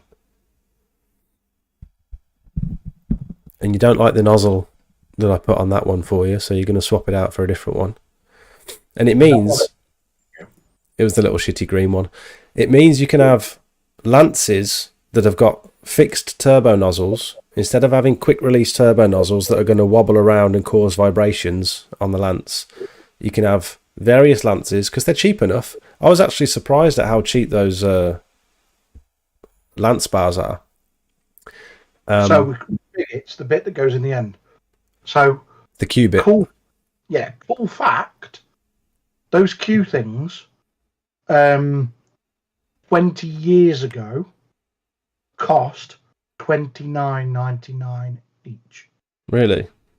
But the manufacturing process has changed so much, and they're so much more popular. It's driven the price down. I think they're 10 or 11 quid now. I can't remember how much off the top of my head. Everything's just recently. Everything's just moved a little bit. Do you know what I mean? Yeah. Add to basket, right? Let's see if the coupon code works, shall we? Dave says he's got an orange special edition Panther gutter vac. No way. Was that when they were 1500 watt? I'll trade you for my 1700 watt. There you go. Live on the stream. If you enter coupon code SMOUT on that product, you'll get the £4.99 off. Does it have to be a capital? No. Just SMOUT, and you'll get £4.99 off. Thank you. That's very kind of you. And endorsement from me. I use this every time I use my surface cleaner, obviously, because I have to now. And it's so much easier than having a ball valve on the end of your hose. Everything's lighter because you're just carrying the one trigger around. Either it's hard as nails. Yeah, it's not going anywhere. And you don't have to worry about like these cheap triggers leaking. These triggers that come with these surface cleaners, they don't seem to last very long. And the fact that you're constantly sort of picking it up and dropping it down on the floor, if you're not careful, you're going to start loosening some of the fittings. And we spoke about this last time on the stream, I think. As soon as you get a pinhole tiny leak on your trigger, it's going to affect the longevity of your pressure washer, isn't it? Yes, because your machine goes rump, rump, rump, and that's what creates all of your problems. And that's what's wearing your drive key out. It's what's destroying your unloader valve. The whole lot. So fix any leaks on your high pressure hose, on your triggers, on your lance. As soon as you're off the trigger, if you've got any water dripping from anywhere, I'd recommend getting that sorted as soon as you possibly can.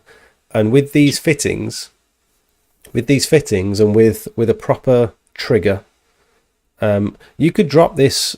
Now that I've got this this green adapter on my surface cleaner, you can be as hard as you want with that, and you can drop it on the floor, you can bash it in and out the van, and that's not a fitting that's going to go wrong. Whereas if that was a trigger on the end of that surface cleaner, there's a potential that it's going to suffer with wear and tear over the next couple of months of getting it in and out the van and heavy-handedness.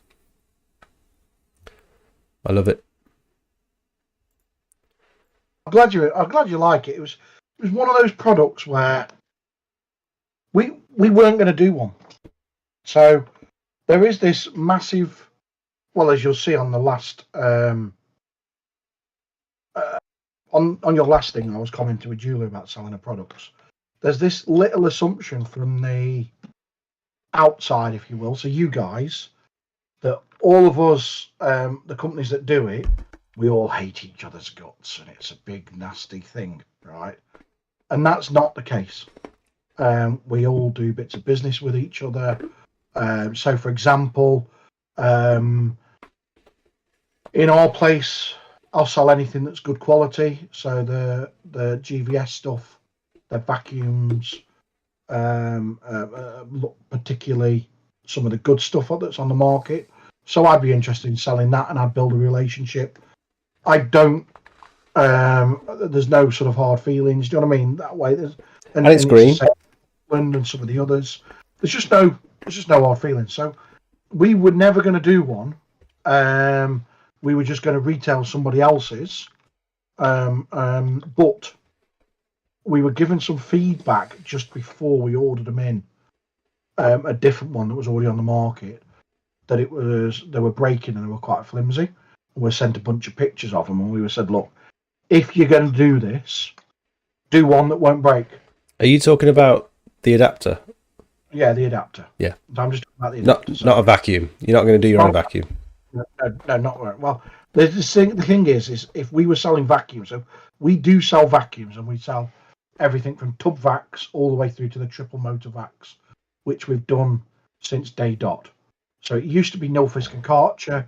Now it's probably the Viper range because of the metal tubs. Most of these vacuums are made in China,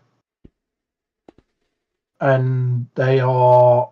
I can see you're biting your tongue now. Just trying to be. I think if anybody spoke to you honestly about the products, they would tell you straight. Do you know what I mean? Tin pot. No, not tin pot. No. Oh. No, just because it comes from China doesn't mean it's tin pot. What does tin pot mean? Is that got connotations? Because I'd never heard that. A little bit cheap, isn't it? Tin pot. Okay. It's not a derogatory. No. It just means it's just on the cheaper end. So the vacuum. So we would sell the Viper range. Viper is an American brand, but I'm fairly confident that at least the vac motor heads, because they're very similar to all the others on the market, come from China. Yeah. You know what I mean? With the motors and everything, which is not a bad thing. Fantastic motors that are in them, everything's fine. And we'd sell the Viper ones, and I have no issue selling that. We also have got availability of our own pole systems. So we've got a particular brand of some carbon fiber poles. But you know what? It's not really. The stuff that I can get hold of on those markets are not the stuff that's been properly tailored for the job. Yeah. It's a bit like the jet washes that you find that are not from the few companies now that are tailoring it to your job and your requirements. They're more the universal ones that you find in more of the other places. Just generic for rinsing down. It's exactly the same. So the gutter vacs that are available to me, and she's off swimming now. Yeah, she's going. Sorry, she's trying to quietly wave. Are we doing Lents, or are we doing what I did on Friday night? So I'll have you know, for Fat Man, I started badminton club on a Friday night, but this Friday my nippers made me go swimming, and they had the beach volleyballs in the swimming pool, and I thought I was just going to get away with turning up, do a couple of lengths, maybe one length, and go, oh, I've been swimming. Check out how healthy I am, for a fatty on a diet, swimming. No, it was volleyball, water volleyball with the blow-up balls, all the kids, and about 2 grown-ups, and I was absolutely destroyed. My knees, and I'm still wrecked from doing this. I was just starting it off, just go swimming, do a couple of lengths. Volleyball is actually so difficult. Yeah. So how many lengths do you do tonight? Get a bit closer to the mic. We aim for about 1,600 meters, so I don't know. You can say 1,600 lengths then. No. Zero. So a length is 25. That's without armbands as well. Yeah, without armbands. All the floats. Yeah. Kick your legs. You're pretty good, aren't you? I'm all right. She's a ex-athlete. National swimmer. Oh yeah. Wow. Yeah, That's no. exciting. Don't feel like it anymore. You still got to go do a bit though. Yep. Keep fit. Get this I made the holiday squad. bod. But What did you say? But don't forget the McFlurries. Yeah. McFlurries on the way home. Oh yeah, what flavour McFlurries are we having? Jake has a plain with an apple pie. Broken into it. I know. It's dirty, isn't it? You're going down in my estimation. I can't hear what he's saying. He's going. I'm assuming it's all nice. No. No. An apple pie and a McFlurry. Weirdo. He's calling you a weirdo because you Oh, like yeah. apple pie and McFlurry. Man's got to eat. We're just abusing See you you on the later. stream, mate. Thank you. Let's have a look. Thank you for the delivery for later. Live chat's still working. My live chat's No gone money off, to you my know. name. Let's hear. Can you oh, you might have to Here if we you go. reload that chat, can you still see the questions? I can see the chat at the moment. They're the new ones, aren't they? Twix, toffee, apple. They're the Halloween ones. Love you. Love ya. See you in a bit. Look after my dude. Let's have a look. Chat. I'm buying the high pressure hose Very and rubber. swollen. Do I need the whip line or anything else? Tell you what, right, okay, so let's start with love when Darren's on. Loads of great info, makes you laugh, no problem, guys. Darren, are you okay for just 2 minutes while I go for a wee? Whatever, hold on. Hello? I might have a brew being brought to me. Check this out. Let's see. I just wondered while you're looking through these questions and stuff, it might be a good opportunity. Come say hello, Nance. You get Cup. So I'm passing the group cup back, and now we're moving on to. I don't get this sort of service. My daughter's she's only 3, so she can't work a kettle yet. Did you make that yourself? This one. This is my Nancy. She's my favourite Your favourite what? child. How many have you got? Who? So You can't have a favourite. you can, can't you, Nance? So interesting fact, and this will surprise some of the people. When the summer holidays came, I said to Bal and Nance, to be fair, I said, look, if you want to earn some money in the summer, no, I didn't. What I actually said was, I'm going to give you no money for the summer holidays. If you want money, you've got to come to work and earn it.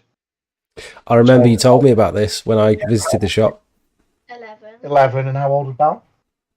13. 13. So Bal came to the shop, and I said to Bal, right, what do you want to do? Do you want to do like tidying up? Do you want to put parts away? She went, Dad, I'm going to answer the phone. Right? And honestly, she ran the desk, answered the questions, took all the inquiries, and sold machines without anybody knowing they were talking to a 13-year-old girl. That's crazy. She did such a great job, didn't she? Thank you very much for the See you later. Bye-bye. Love you. I wish I had service like that. God, I've got to make my own coffee. Yes. So I'm going to go through some questions while you do that. Okay, thank you. I will be back in just a tick. All right, the mug squeaky clean's on. You're missing it now. You're going just as Squeak's arrived. Right, so where are we? Let's go. Let's hog his stream. Let's go backwards a little bit through the chat.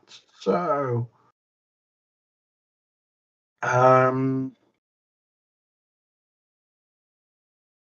just fuse the plug appropriately. Yes, Chad. So we're going back to the heaters.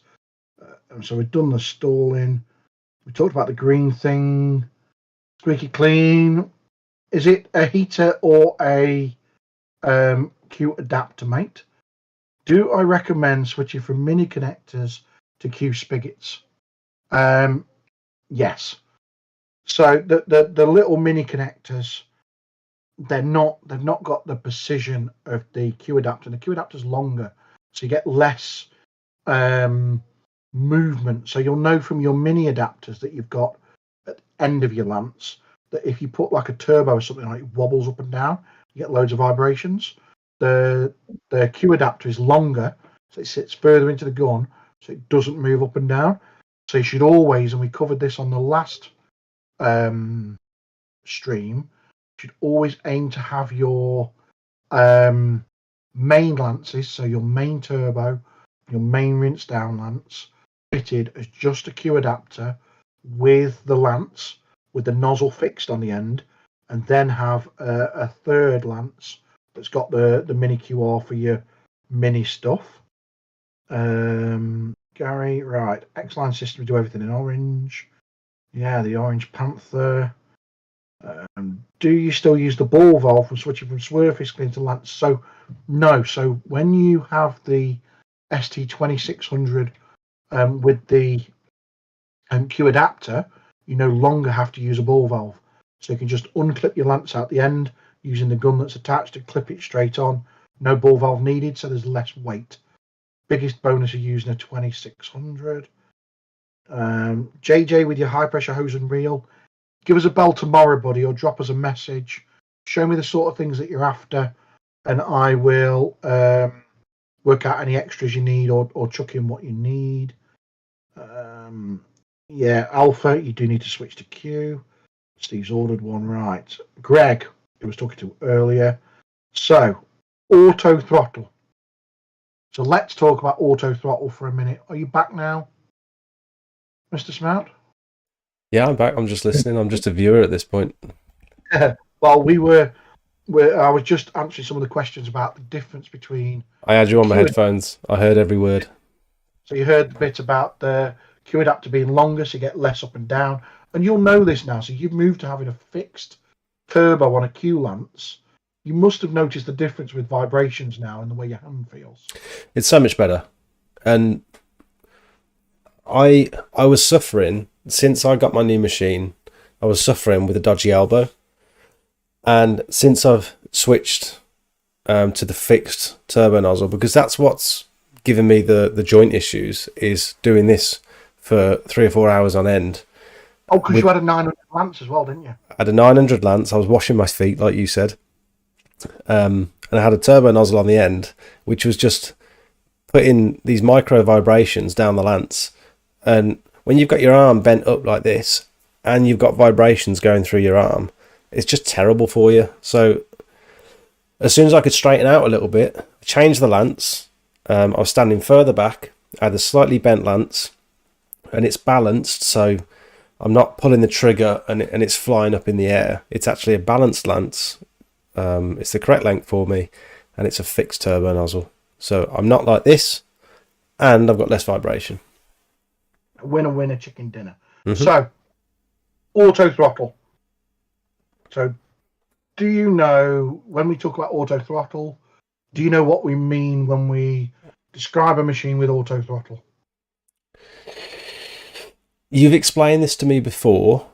The machine can compensate when you're on and off the trigger, and it can. Is it essentially using less revs, less fuel when you're off the trigger?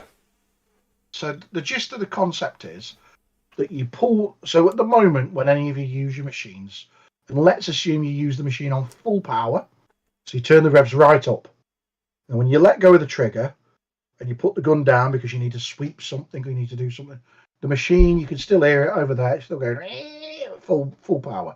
When you have auto throttle, when you let go of the trigger, the machine revs drop back down to idle.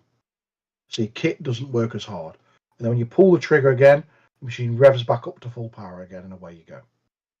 Okay, so that's what we mean by... There is always a slight difference anyway when you're on the trigger to the engine note, isn't there? But that's not what you're talking about. No, that's laboured to unlaboured. Right. No, I mean, imagine with your now big machine, you've got it on. You've turned the lever all the way up when you're running it, and then when you're not running it, you're turning the lever down to idle. And it's doing that automatically. And it's doing that automatically. So this isn't the Honda IGX engine, which does it to do with load, because Honda make an engine that do this depending on the load that's attached to it. So it automatically adjusts its own revs. It's called an IGX, so it's part of the IGX range. Very expensive. I've built a few with the IGX engines, but actually there's a different way of doing it with jet washers. So with the jet washers, there is a device that we can buy, or several versions of it that you can fasten onto the pump head that senses when it sees flow and it revs the engine up, and when it stops seeing flow, it brings the engine revs down to idle. So pros and cons. I was talking to Greg from GN earlier on the phone. So the pros and cons of auto throttle. So the pros, really good. So you use less fuel. It isn't as noisy. You don't wear everything out as quickly because the revs drop. So when it's in bypass, instead of the machine bypassing, just sending all this water everywhere, it goes into like a nice little idle. So imagine somebody's walked up to you and they're going, hey, tell me about whatever you're doing now, and stops you. Normally you'd stop and your machine would still be going. Yeah. Whereas you'd go and it'd go down. These modern machines now, so a modern Briggs or your machine would be so quiet on idle, you'd hardly hear the thing. Yeah. Well, I'm comparing it to being in a car with your foot on the throttle when you're sat in a car park waiting for someone to come out from doing their shopping or something. And if you were to sit there with it on idle, you're barely using any fuel. But if you're to sit there with your foot on the accelerator, 3,600 RPM, the amount of wear you're putting, unnecessary wear you're putting on all those components in the engine, it's surprising it's not like a stand. I mean, I guess it's expensive to do, but it's surprising that it's not a standard thing. I'm going to stop you. It's not expensive, and our first Alphas were built with auto throttle. All right. Because it's considered a premium feature. However, and this is where I'm going to get to the cons now. So the cons a little bit, right, is, how can I describe this now? I'm stalling a little bit because I'm trying to think of the right words. Mm-hmm. What I don't want to do, especially to you and the guys that are listening, and everybody's got different levels of expertise. So I might say something to some guys that go straight over the head, and the next guy later going, oh, he's talking dum-dum. Me dum-dum, you dum-dum. Well, I'd prefer that you do dumb it down for me because, like I said, I don't know anything. When I see that vacant look on your face, right, I know I've got to go back. So, the cons. So the cons are, and what I found now, is when I built the first machines and the guys only cleaned drives and only used the machine at full chat, brilliant. But the market is no longer that anymore, right? So the people using them and the equipment now used to do the job has changed. So I touched a little bit in the past about how a 15150 was the biggest machine people used to drive to domestic clean. Yeah. Okay. So what's happening now, people are using 21s and above, is they're not always using them on full power. I'm never using my machine on full power. Okay. And you've tried doing that with the unloader valve, and you also do it with revs. Mm-hmm. You know that when you do it with revs, every time that rev that comes down, you're making more profit on the job because you're using less fuel. Yeah. Okay. So with an auto throttle, you're either full throttle, idle. There's no lever. There's no in between. Oh, so you can't actually adjust it. You can't adjust the revs. It doesn't mean you can't adjust the machine because you've still got the unloader valve, you've still got a needle valve, or whatever you've got on the rest of your system. There's still ways to adjust the pressure and flow, but there's no way to reduce the actual engine revs. So it makes more sense on a smaller engine or a smaller pump. It depends. If you're only ever going to use it on full chat, auto throttle's brilliant. But if you want versatility, so you can use it for any job where you can turn the revs half down. At this moment in time, don't go for auto throttle. Mm-hmm. I am going to develop a smart auto throttle. So this is something I talk about in the shop. So I've programmed the board for it. It's a small control board. It's a simple switch, and I'm going to make a smart one that you can set what you want the max revs to be when you pull the trigger. And you've got experience of building similar techie bits, because you've shown me some of the stuff in the workshop where it's like you're putting together bits that require programming, electrical knowledge of all these pumps, solar panels, wireless interfaces, all this sort of stuff. You're just sort of teaching yourself, and you've got the ability to actually put this sort of stuff together. So a lot of people, they talk about these ideas, but they actually don't know how to fulfill them. But you're in a position where you can. Yeah. So a good example of this is a few years ago, I got commissioned to make several machines with a swipe card access system to turn the machine on and off. And I could have gone to a door control unit and modified an off-the-shelf door control unit where you swiped it and it would turn the machine on and off and it would make it function. But in this instant, the customer didn't quite want that, and they wanted a countdown timer to show how long was left on the machine. Okay, so you swiped your card, said, hello user this, or hello whatever. The machine would start working and there'd be a countdown timer until the machine shut off and you had to swipe the card again. Right, and there was a bunch of other features with that as well, where it would allow it to be hot water for so long in the cycle and chemical for so long in the cycle. And it was for remotely cleaning lorries, and they wanted to download the log so that when the user swiped, they could then bill them for it. Mm-hmm. So I sat and thought, how am I going to do this? And I looked at all the stuff that was on the market. In the end, it was easier for me to sit down and learn C++, basic coding, use basic boards that are out there, because you can buy programmable circuit boards. Just any of the tech shops, you can they're like a Raspberry Pi or an Arduino board. Or Maplin used to do all that sort of stuff. I miss Maplin, but that we could do a whole show about Maplin. I used to be a store manager at Maplin. You know that? Did you? Yeah. No, I didn't know that. Geek fact. Yeah, it's people come in for all these little components, and you'd spend 45 minutes talking to someone, and they end up walking out with a 45p resistor or something. Exactly that. Right. So anyway, I developed it and created it from start to finish, built all it. So I started to learn how to do that. I've since done it on various machines with various stuff.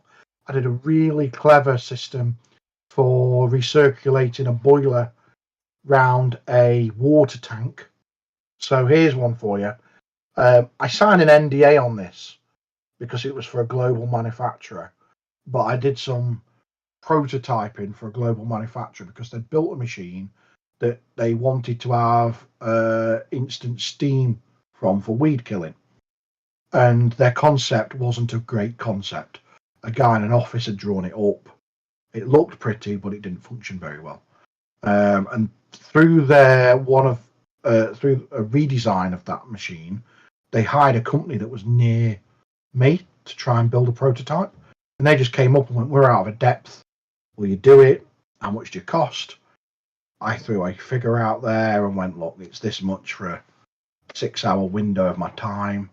And it was a lot of money because they wanted me to not serve anybody in the shop and spend 6 hours on block building and doing their thing. Mm-hmm. So it's a lot of money. And they went, yeah, okay.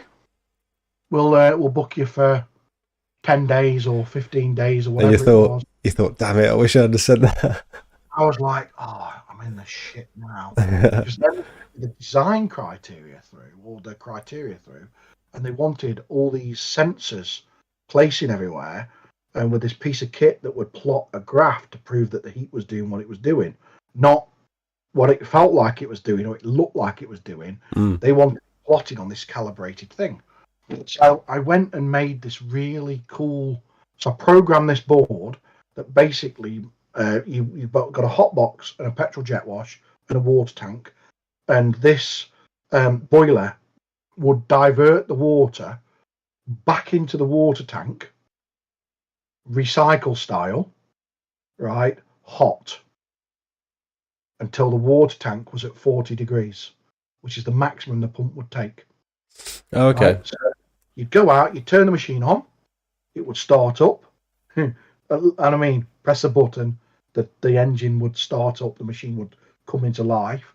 You'd leave it running, it would fire up, it would warm the water tank up, and then the engine and everything would all stop till you pulled the trigger, and then it would restart.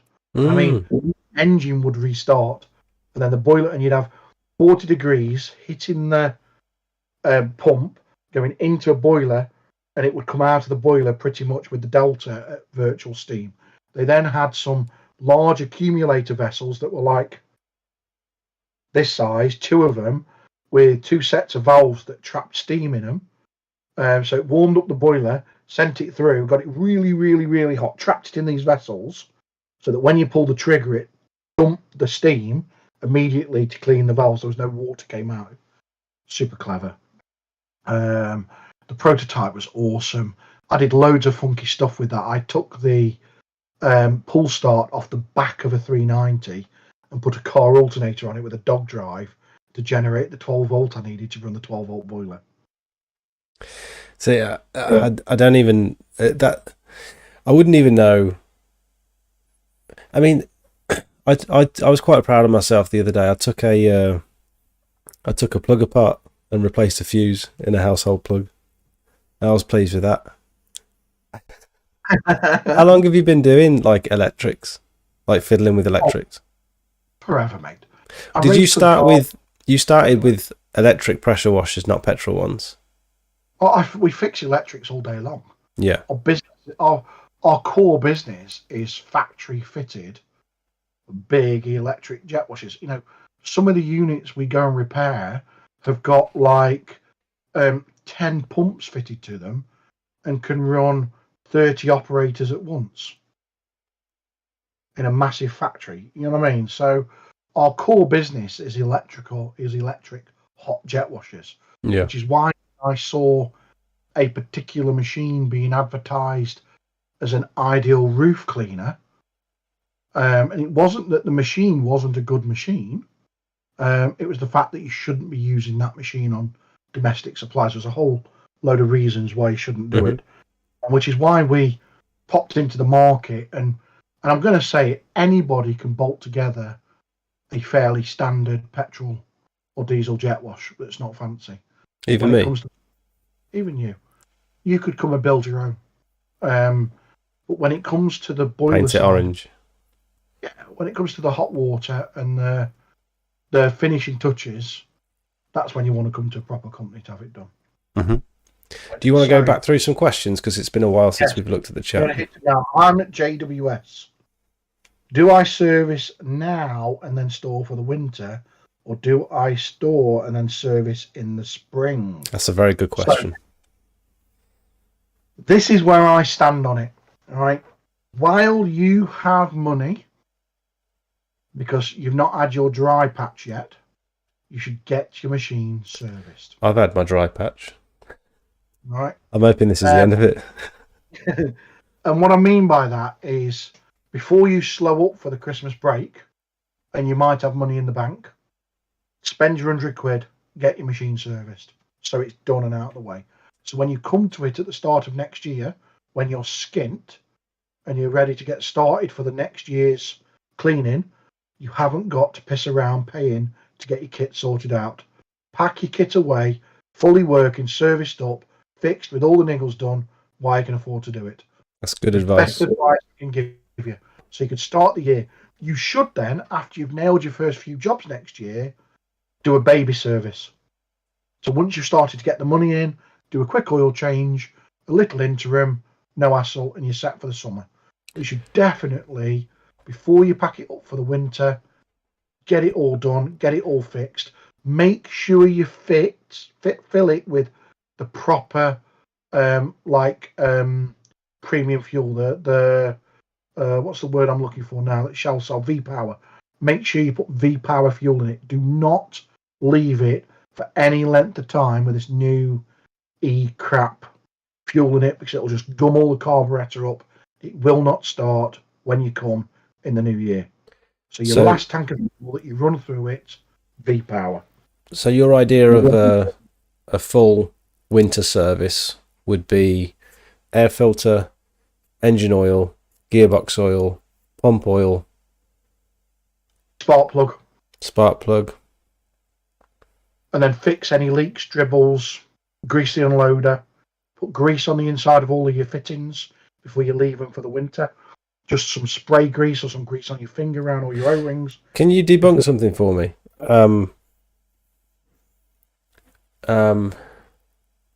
WD-40 on O-rings. Bad. It's not that it's bad. WD-40 is a penetrating oil, not a lubricating oil. Know your oils. Read what it says on the side of WD-40. WD-40 is not. I believe it evaporates off. It doesn't stay on for a long amount of time. What you want is you could use 3-in-1. A cheap oil will be 3-in-1. Me personally, I would get a tube of dirty grease. I'd dip my finger in it, grease all my connections up. Jobs are good. And we sell a sprayable white grease, an aerosol white grease that you can just spray in your couplings and around your couplings. That'll be fine. If you're working around food factories or abattoirs, you must make sure you use a food grade grease in case it can get into anything. Just before we move on from servicing, do all the someone mentioned a while back, I don't know whether this is Facebook advice, but you can use the same oil if you're going to use if you're going to put engine oil in. You can use the same oil for your gearbox and your pump. No, use the same oil for your engine and your pump. Just bear with me 1 second. No worries. Be 5 minutes, Darren. Just I'll come and join you, mate. Right, so your gearbox is gear oil. The clue's in its name, gear oil. So that is like an EP80, EP90 gear oil. Your pump, on the other hand, can have the same oil in as your engine. So rule of thumb, pump and engine, same oil. And these engines don't like, and pumps don't like the fancy oil with all the detergents in it. You can use a mineral oil. Away you go, it'll be fine. Let's do some questions before I have to go and see my kitchen fitter. Yeah, no worries. What are the advantages stroke disadvantages of a straight lance versus a bent one? So, the biggest difference with a bend in a lance is the way that it loads your arm with the performance of your machine. Okay? So, and what I mean by that is, the bigger the bend on the end of the lance, the more powerful your machine feels, because it's constantly pushing up and you're constantly having to hold it down. This is like a selling trick, isn't it, for some of the manufacturers? They'll sell it with a bent lance so that it feels more powerful. Yeah, so you'll notice the smaller the machine, the bigger the bend in the lance. Okay? So if you put a big bend in the back of your lance on your machine, it'd probably smack you in the face when you pull the trigger. Yeah. So I'm a believer of always having the right lance or the right bit of equipment for the job that you're going to do, right? And everything you're cleaning requires something different. So on a cleaning effect, a small bend or a shallow bend works better because of the angle on some surfaces. A straight will work better on other surfaces. For me personally, if you use a completely straight lance, you will get less arm ache. Okay, but other than that, they're your pros and your cons. Too big a bend, you'll constantly have arm ache. I'm just going to put a video in the chat for anyone who's interested. It's an American video called Wand Balance, and he talks you through how to adjust your lance depending on, because there's actually there's a balance to it, and depending on what nozzle you've got on the end, and depending on how powerful your machine is, how much water flow you've got coming through, you want to be in a position where you can hold the lance with one hand, pull the trigger, and nothing happens. It stays exactly where it is, and you can achieve that by having the correct bend. That's how you don't end up with arm ache and all the rest of it. When you start getting to your machine, you're looking at minimal bends. Yeah. So, Luke, I'm looking at late January, February. What's the plan with ordering a cold water van mount, deposit or full balance Luke, if you're planning in advance, just call the office, get a deposit in so we can reserve you a frame so we can get it built to work to a timeline that works for you. What a lot of the guys do when they buy this is they pay the deposit. They know they've got 3 weeks, 4 weeks. I don't know if you're planning through it, because some guys will place a deposit and they want the machine in 3 months' time for various reasons. They might pay a chunk each month so they don't notice that they brought it. A lot of the guys at the end of each job I'll get a message saying I've just sent you a few £100 and they'll chip away at it that way. So we work with just a deposit, order over the phone. Obviously, you're more than welcome to pay the full balance, but a deposit is fine. Ross Knight, hello Ross. Van system is still working great after you and your team fit a few weeks ago. Thanks again. Look at that. Could have put 5 stars after it, Ross. Come on. A quick one before you go. Can we talk about that little product you let me have a go of? The little tub? Oh, yeah, we'll get to that one in a minute. Let's go to Dan Tonks. What length do you use now? 1200 lance is your lance currently, isn't it? My planned dream is for a 30-meter van mount with hot water capability, with proper service and maintenance. What could I reasonably expect the lifespan of that to be? Great question. Okay, followed with, would it be difficult to port over to a new van? So first of all, if you buy a quality engine with a quality gearbox and a quality pump and use quality fittings, I would expect it to have a 5-year working life with little to no major maintenance at all. Okay, 5 to 10 years, I would expect to start having to replace a few things. 10 years onwards, who can tell? So what I'm saying is the working life isn't 5 years, it's more like 10 years. But in that window from 5 to 10 years, you'll find that you spend a little bit more money. So if you look out there on the market, some of the older stuff like the Felches or the old van mounts are actually quite a new-ish thing, aren't they? But if you look at like the big drain jetters, there's drain jetters out there that are 15, 20 years old. The quality stuff will keep going because you can keep fixing it and maintaining it. But I say to everybody that's in a business, you want to be looking at a 5-year is your official working life with little to no trouble, like a van. You buy a brand new van, it's going to go 5 years without giving you much trouble. And then after 5 years, it's hit or miss whether you're going to replace it. Do you see a lot of repairs through lack of servicing? All the time. Lack of servicing, not knowing how to use it, having to go at doing it themselves, man with little knowledge. They turn some knobs, twist some things, adjust some stuff, end up costing themselves a fortune. But yes, that's what keeps us in business. It's the people that don't seek the advice, don't. I mean, this is quite a new thing, having somebody like me coming on and debunking some of the Facebook chats, because all day, every day, there's a bunch of people that possibly might not know what they're completely on about, giving advice on Facebook to other people, and people are following it. You're being very generous with your words there. I don't want to say a load of people, because some people do know what they're talking about. Do you know what I mean? So moving it to a different van. So basically, let's use my product. Let's use the compact as an example. You could just unbolt it, unclip it, straight out the van, straight in the next one. If you had a PB and a hotbox mount, it'd be a little bit more in depth. Right, next one down. I live in an area where there's really low water pressure. Can I have a 50-litre machine, but keep thinking about a 21.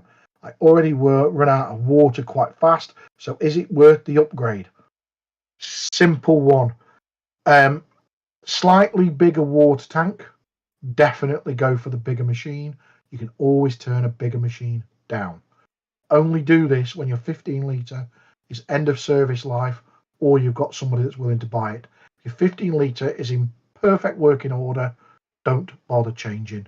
Obviously, unless you've got loads of massive jobs. Hot water would be good, sometimes not 30 litres a minute. I can't see any situation when you need more than 20 litres a minute. All I see is drainage even more of an issue. You know what?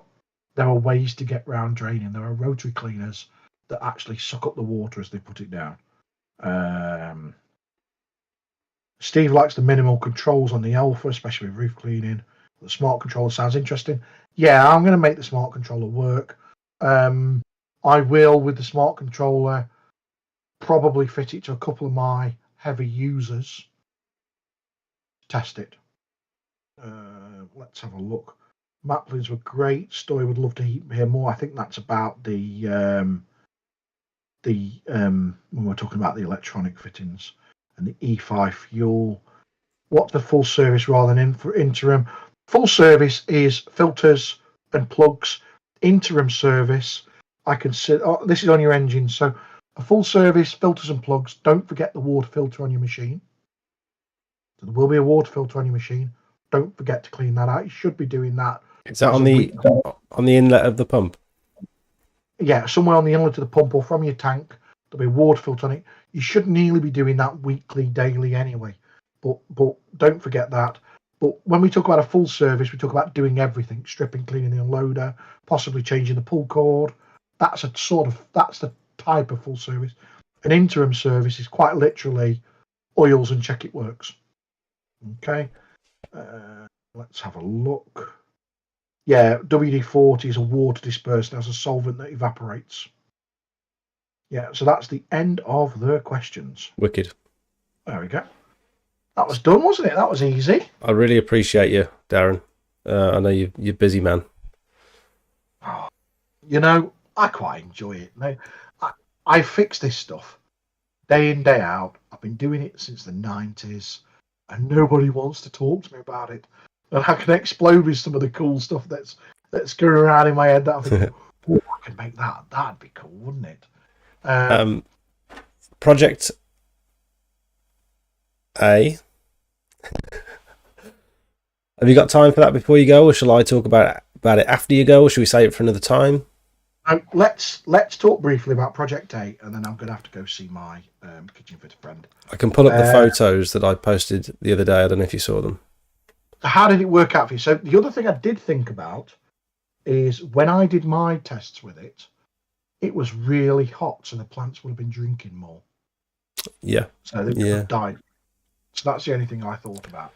Do you want to explain what it is for people that are wondering what the hell we're talking about? So I'm going to blame my agricultural customers for this. My agricultural customers hassled me for a product called acetic acid.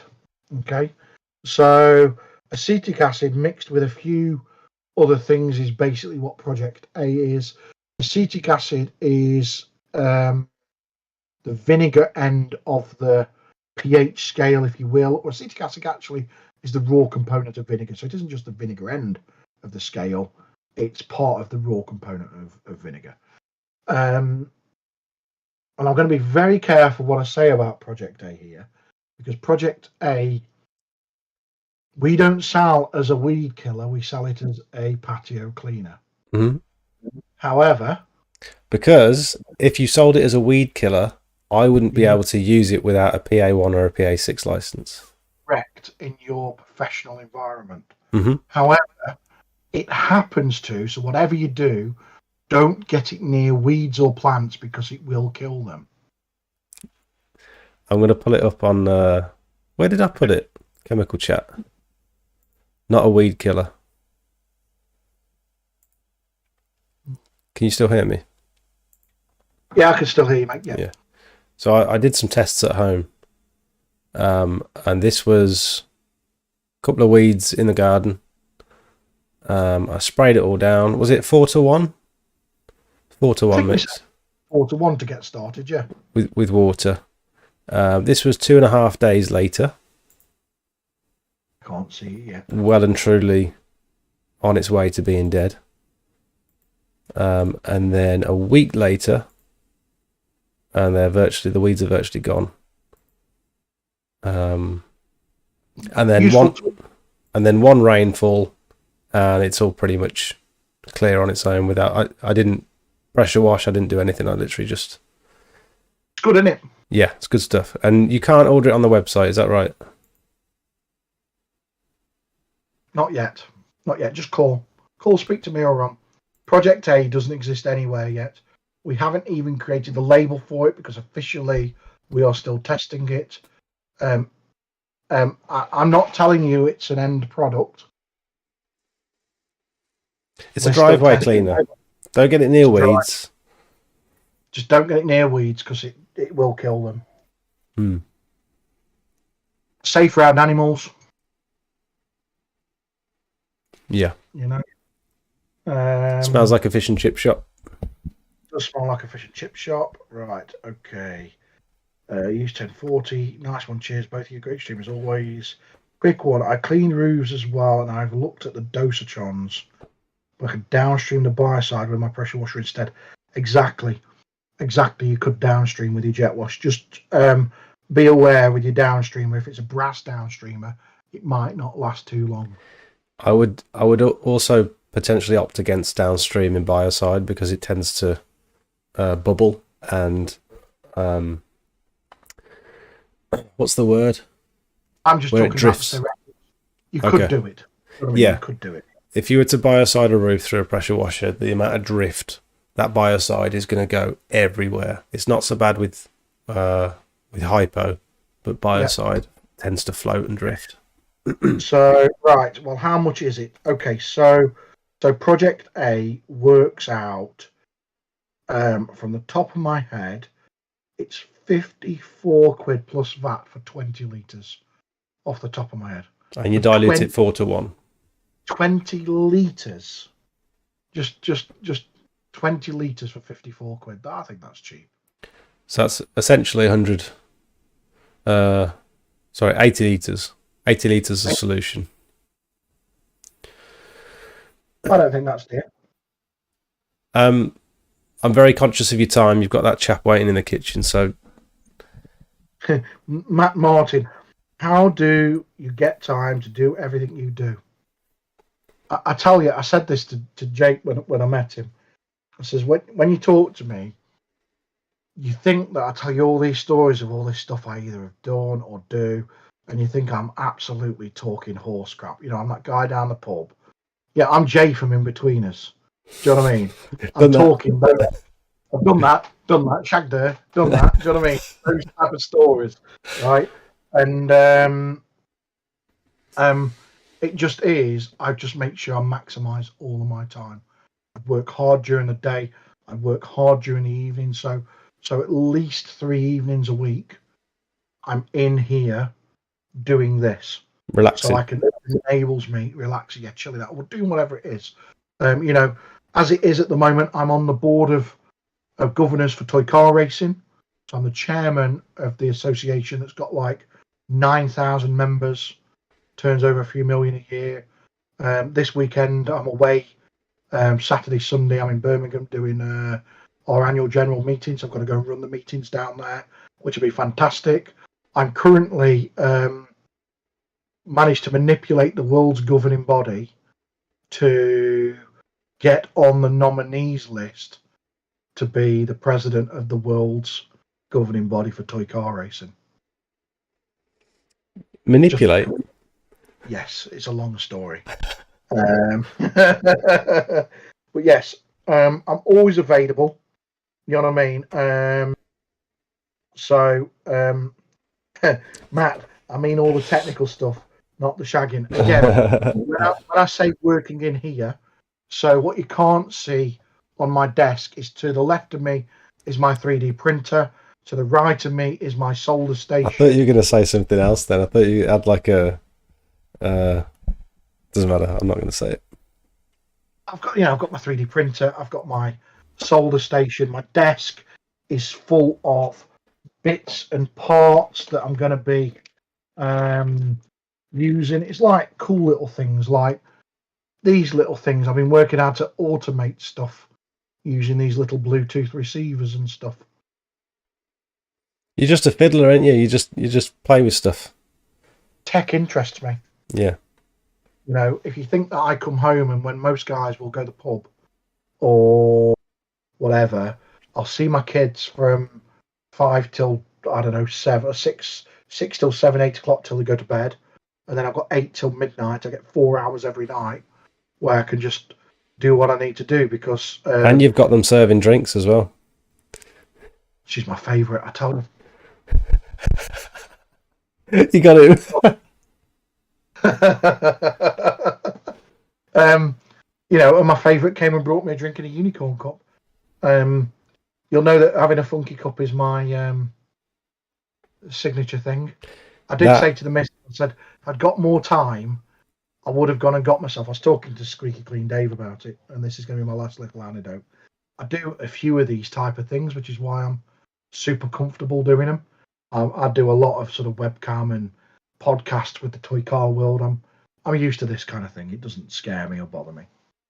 And Dave mentioned that I had the Tyrannosaurus Rex mug at the last one, and I said I'd try and do something that can break the ice. You know, something that you can look at. So I have a silly mug, or I wear a silly T-shirt, or one of my board meetings that we were doing in Zoom, I went out and got myself a pair of really bright pink boxer shorts, right? So I put my T-shirt on, right? And I just put my bright pink boxer shorts on and did the meeting like I'm sat talking to you. And then I went, I just need to go fetch this while I went over and showed off my pink kegs, like just to get everybody gas bagging and just having a laugh. It's because it's a fun thing to do. You know what I mean? I think that's a good idea. I do like to have a, so Matt Martin, BRCA, I race 1/10. Well, you'll see me in your handbook. So if you remember, Dave, I haven't been the same since you told me. But it's a true thing. You know what? I think you've got to have a laugh in life. I think if you're not having a laugh, you're doing something wrong. You know what I mean? Yeah. You can work hard, you can earn all the money that you need, you can do whatever it is, but if you're not having a laugh, you're not living. You know what I mean? And I'm always trying to have a laugh. And you rarely meet people like you who are doing well and enjoying life. A lot of people are sort of miserable and they're just doing their standard 9 to 5 that they're not happy with. They're in a relationship they're not happy with. They've got kids they don't want to see. And it's like, just enjoy where you are like now and make the most of it. Do what you want to do. I had a chat with John. I said, you can't just wake up in the morning. And this is mental health, right? So this is a mental health thing. Sometimes you need to wake up and just give yourself a push to be happy in the morning. Because if you don't, you'll spend all day just grumping and moaning and being miserable, and the day will take forever. I can work till 2, 3 o'clock in the morning out on the road fixing stuff. I could have to be in the office for 8 o'clock because something's going on. And I feel like absolute shit when I wake up after a few hours sleep. The last place I want to be at work.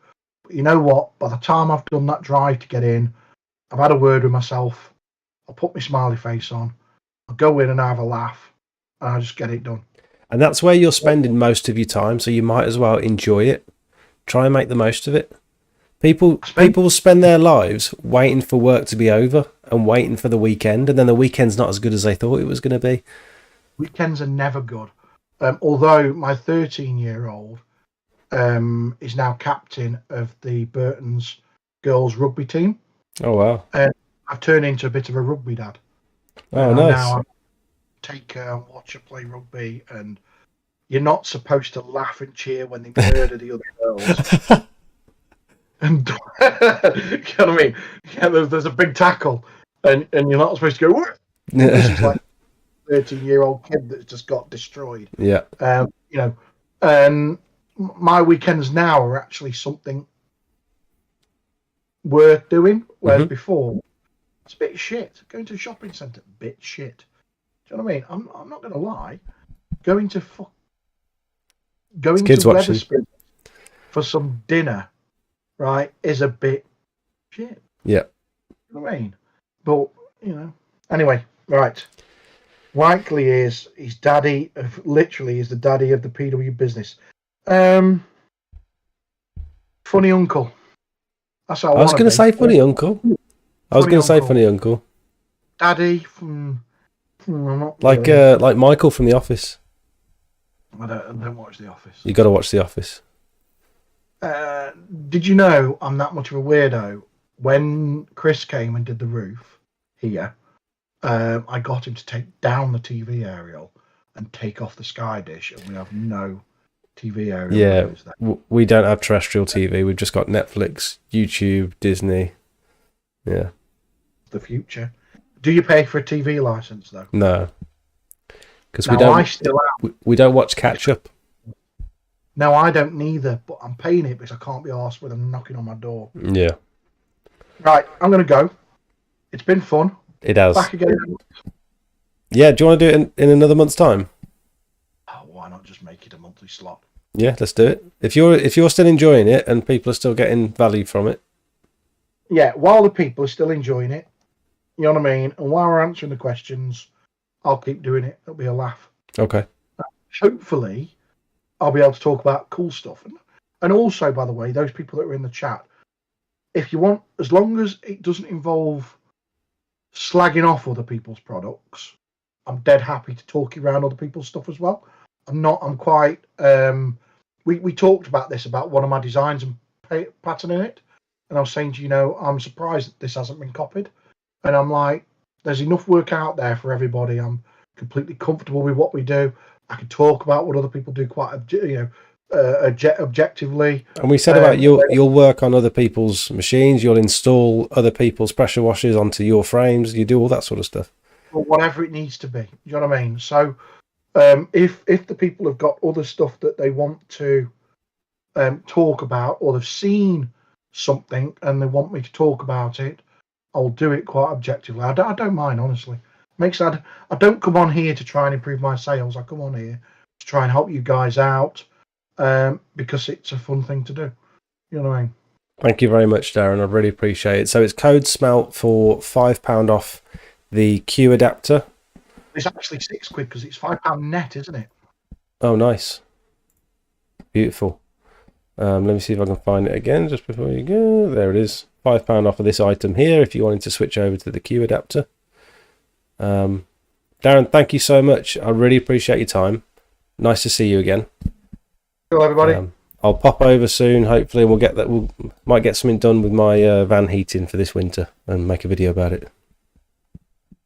Let's do that, and maybe come on a Saturday when I don't officially work, so that the workshop is quiet and we can be left alone. Okay, would a Sunday work for you? Or a Sunday. Sunday would be best for me, if that's all right, because Saturday's kids. Officially, I don't work Sundays. Okay. Thank you so much. Laters, mate. Take care, Nice everybody. to see you. See you in a bit. Oh, that was good, wasn't it, guys? How good was that? I feel like I was in it more that time.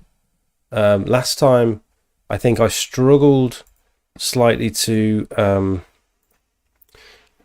nerves, maybe, sort of trying to juggle things, and like I had a list of questions that I wanted to ask and stuff, but that just felt more like a conversation, like a normal, natural, easy conversation. And your guys' questions were coming in, and Darren's so good at all this sort of stuff. He just goes through and he keeps on top of it all, so super easy to talk to. I think that was really good, wasn't it? That's helped me a lot with making my mind up with my machine. Awesome, Alpha. I'm glad to hear it, mate. Monthly slot sounds good. Thank you both, no problem. We've been going for about 2.5 hours. I think I don't really want to try and like top that by carrying on. It's like a comedy club. Someone comes on, absolutely kills, and then you've got to follow them and like keep the momentum. And I feel like I'm not going to be able to. So what I'm going to do instead, I'm going to play you a little advert about joining my YouTube memberships, and then I think I'm going to head off. So thank you all so much for watching, and yeah, have a wonderful week. I hope everyone's week's going well, and see you again soon. Thank you. Now, these videos take a lot of time and effort to film and edit, on top of trying to run a successful pressure washing business. If you find any of the information in my videos useful, then I'd like for you to consider becoming a paid member of the channel. Circle members and above will get access to my private Discord for members only. where you can pretty much get a hold of me 24 hours a day for inspiration, technical help, marketing advice, or just a general chat. I post pictures and videos that you won't see on any of my other socials. You'll be the first to hear about giveaways, special offers and announcements, and it's just generally a nice place full of like-minded people who are all heading towards similar goals. We've got various different experience levels, we've got a few professionals in the chat as well. If you want to push your business, in my opinion, this is the place to be. We also have two other membership tiers. One is just to show a bit of support for the channel, and the other one is for boosted members, which will not only give you access to the private Discord, but also loads of high quality promotional images for you to start your business. I know what it's like when you're ready to get going, but you don't have any before and after pictures to put on your leaflets. At the moment, there's about 150 images that you can use for pretty much whatever you like, and my intention is to constantly update these over the next few years with all of my before and afters that have helped promote my business. Last thing before I let you go, new videos come out every Monday night at 5:30, and then I go live at 7:30 to chat to you guys and answer as many questions as possible. We do live quotes for real customers and just generally keep up to date with everything going on in the pressure washing world. Thanks for watching, back to the video.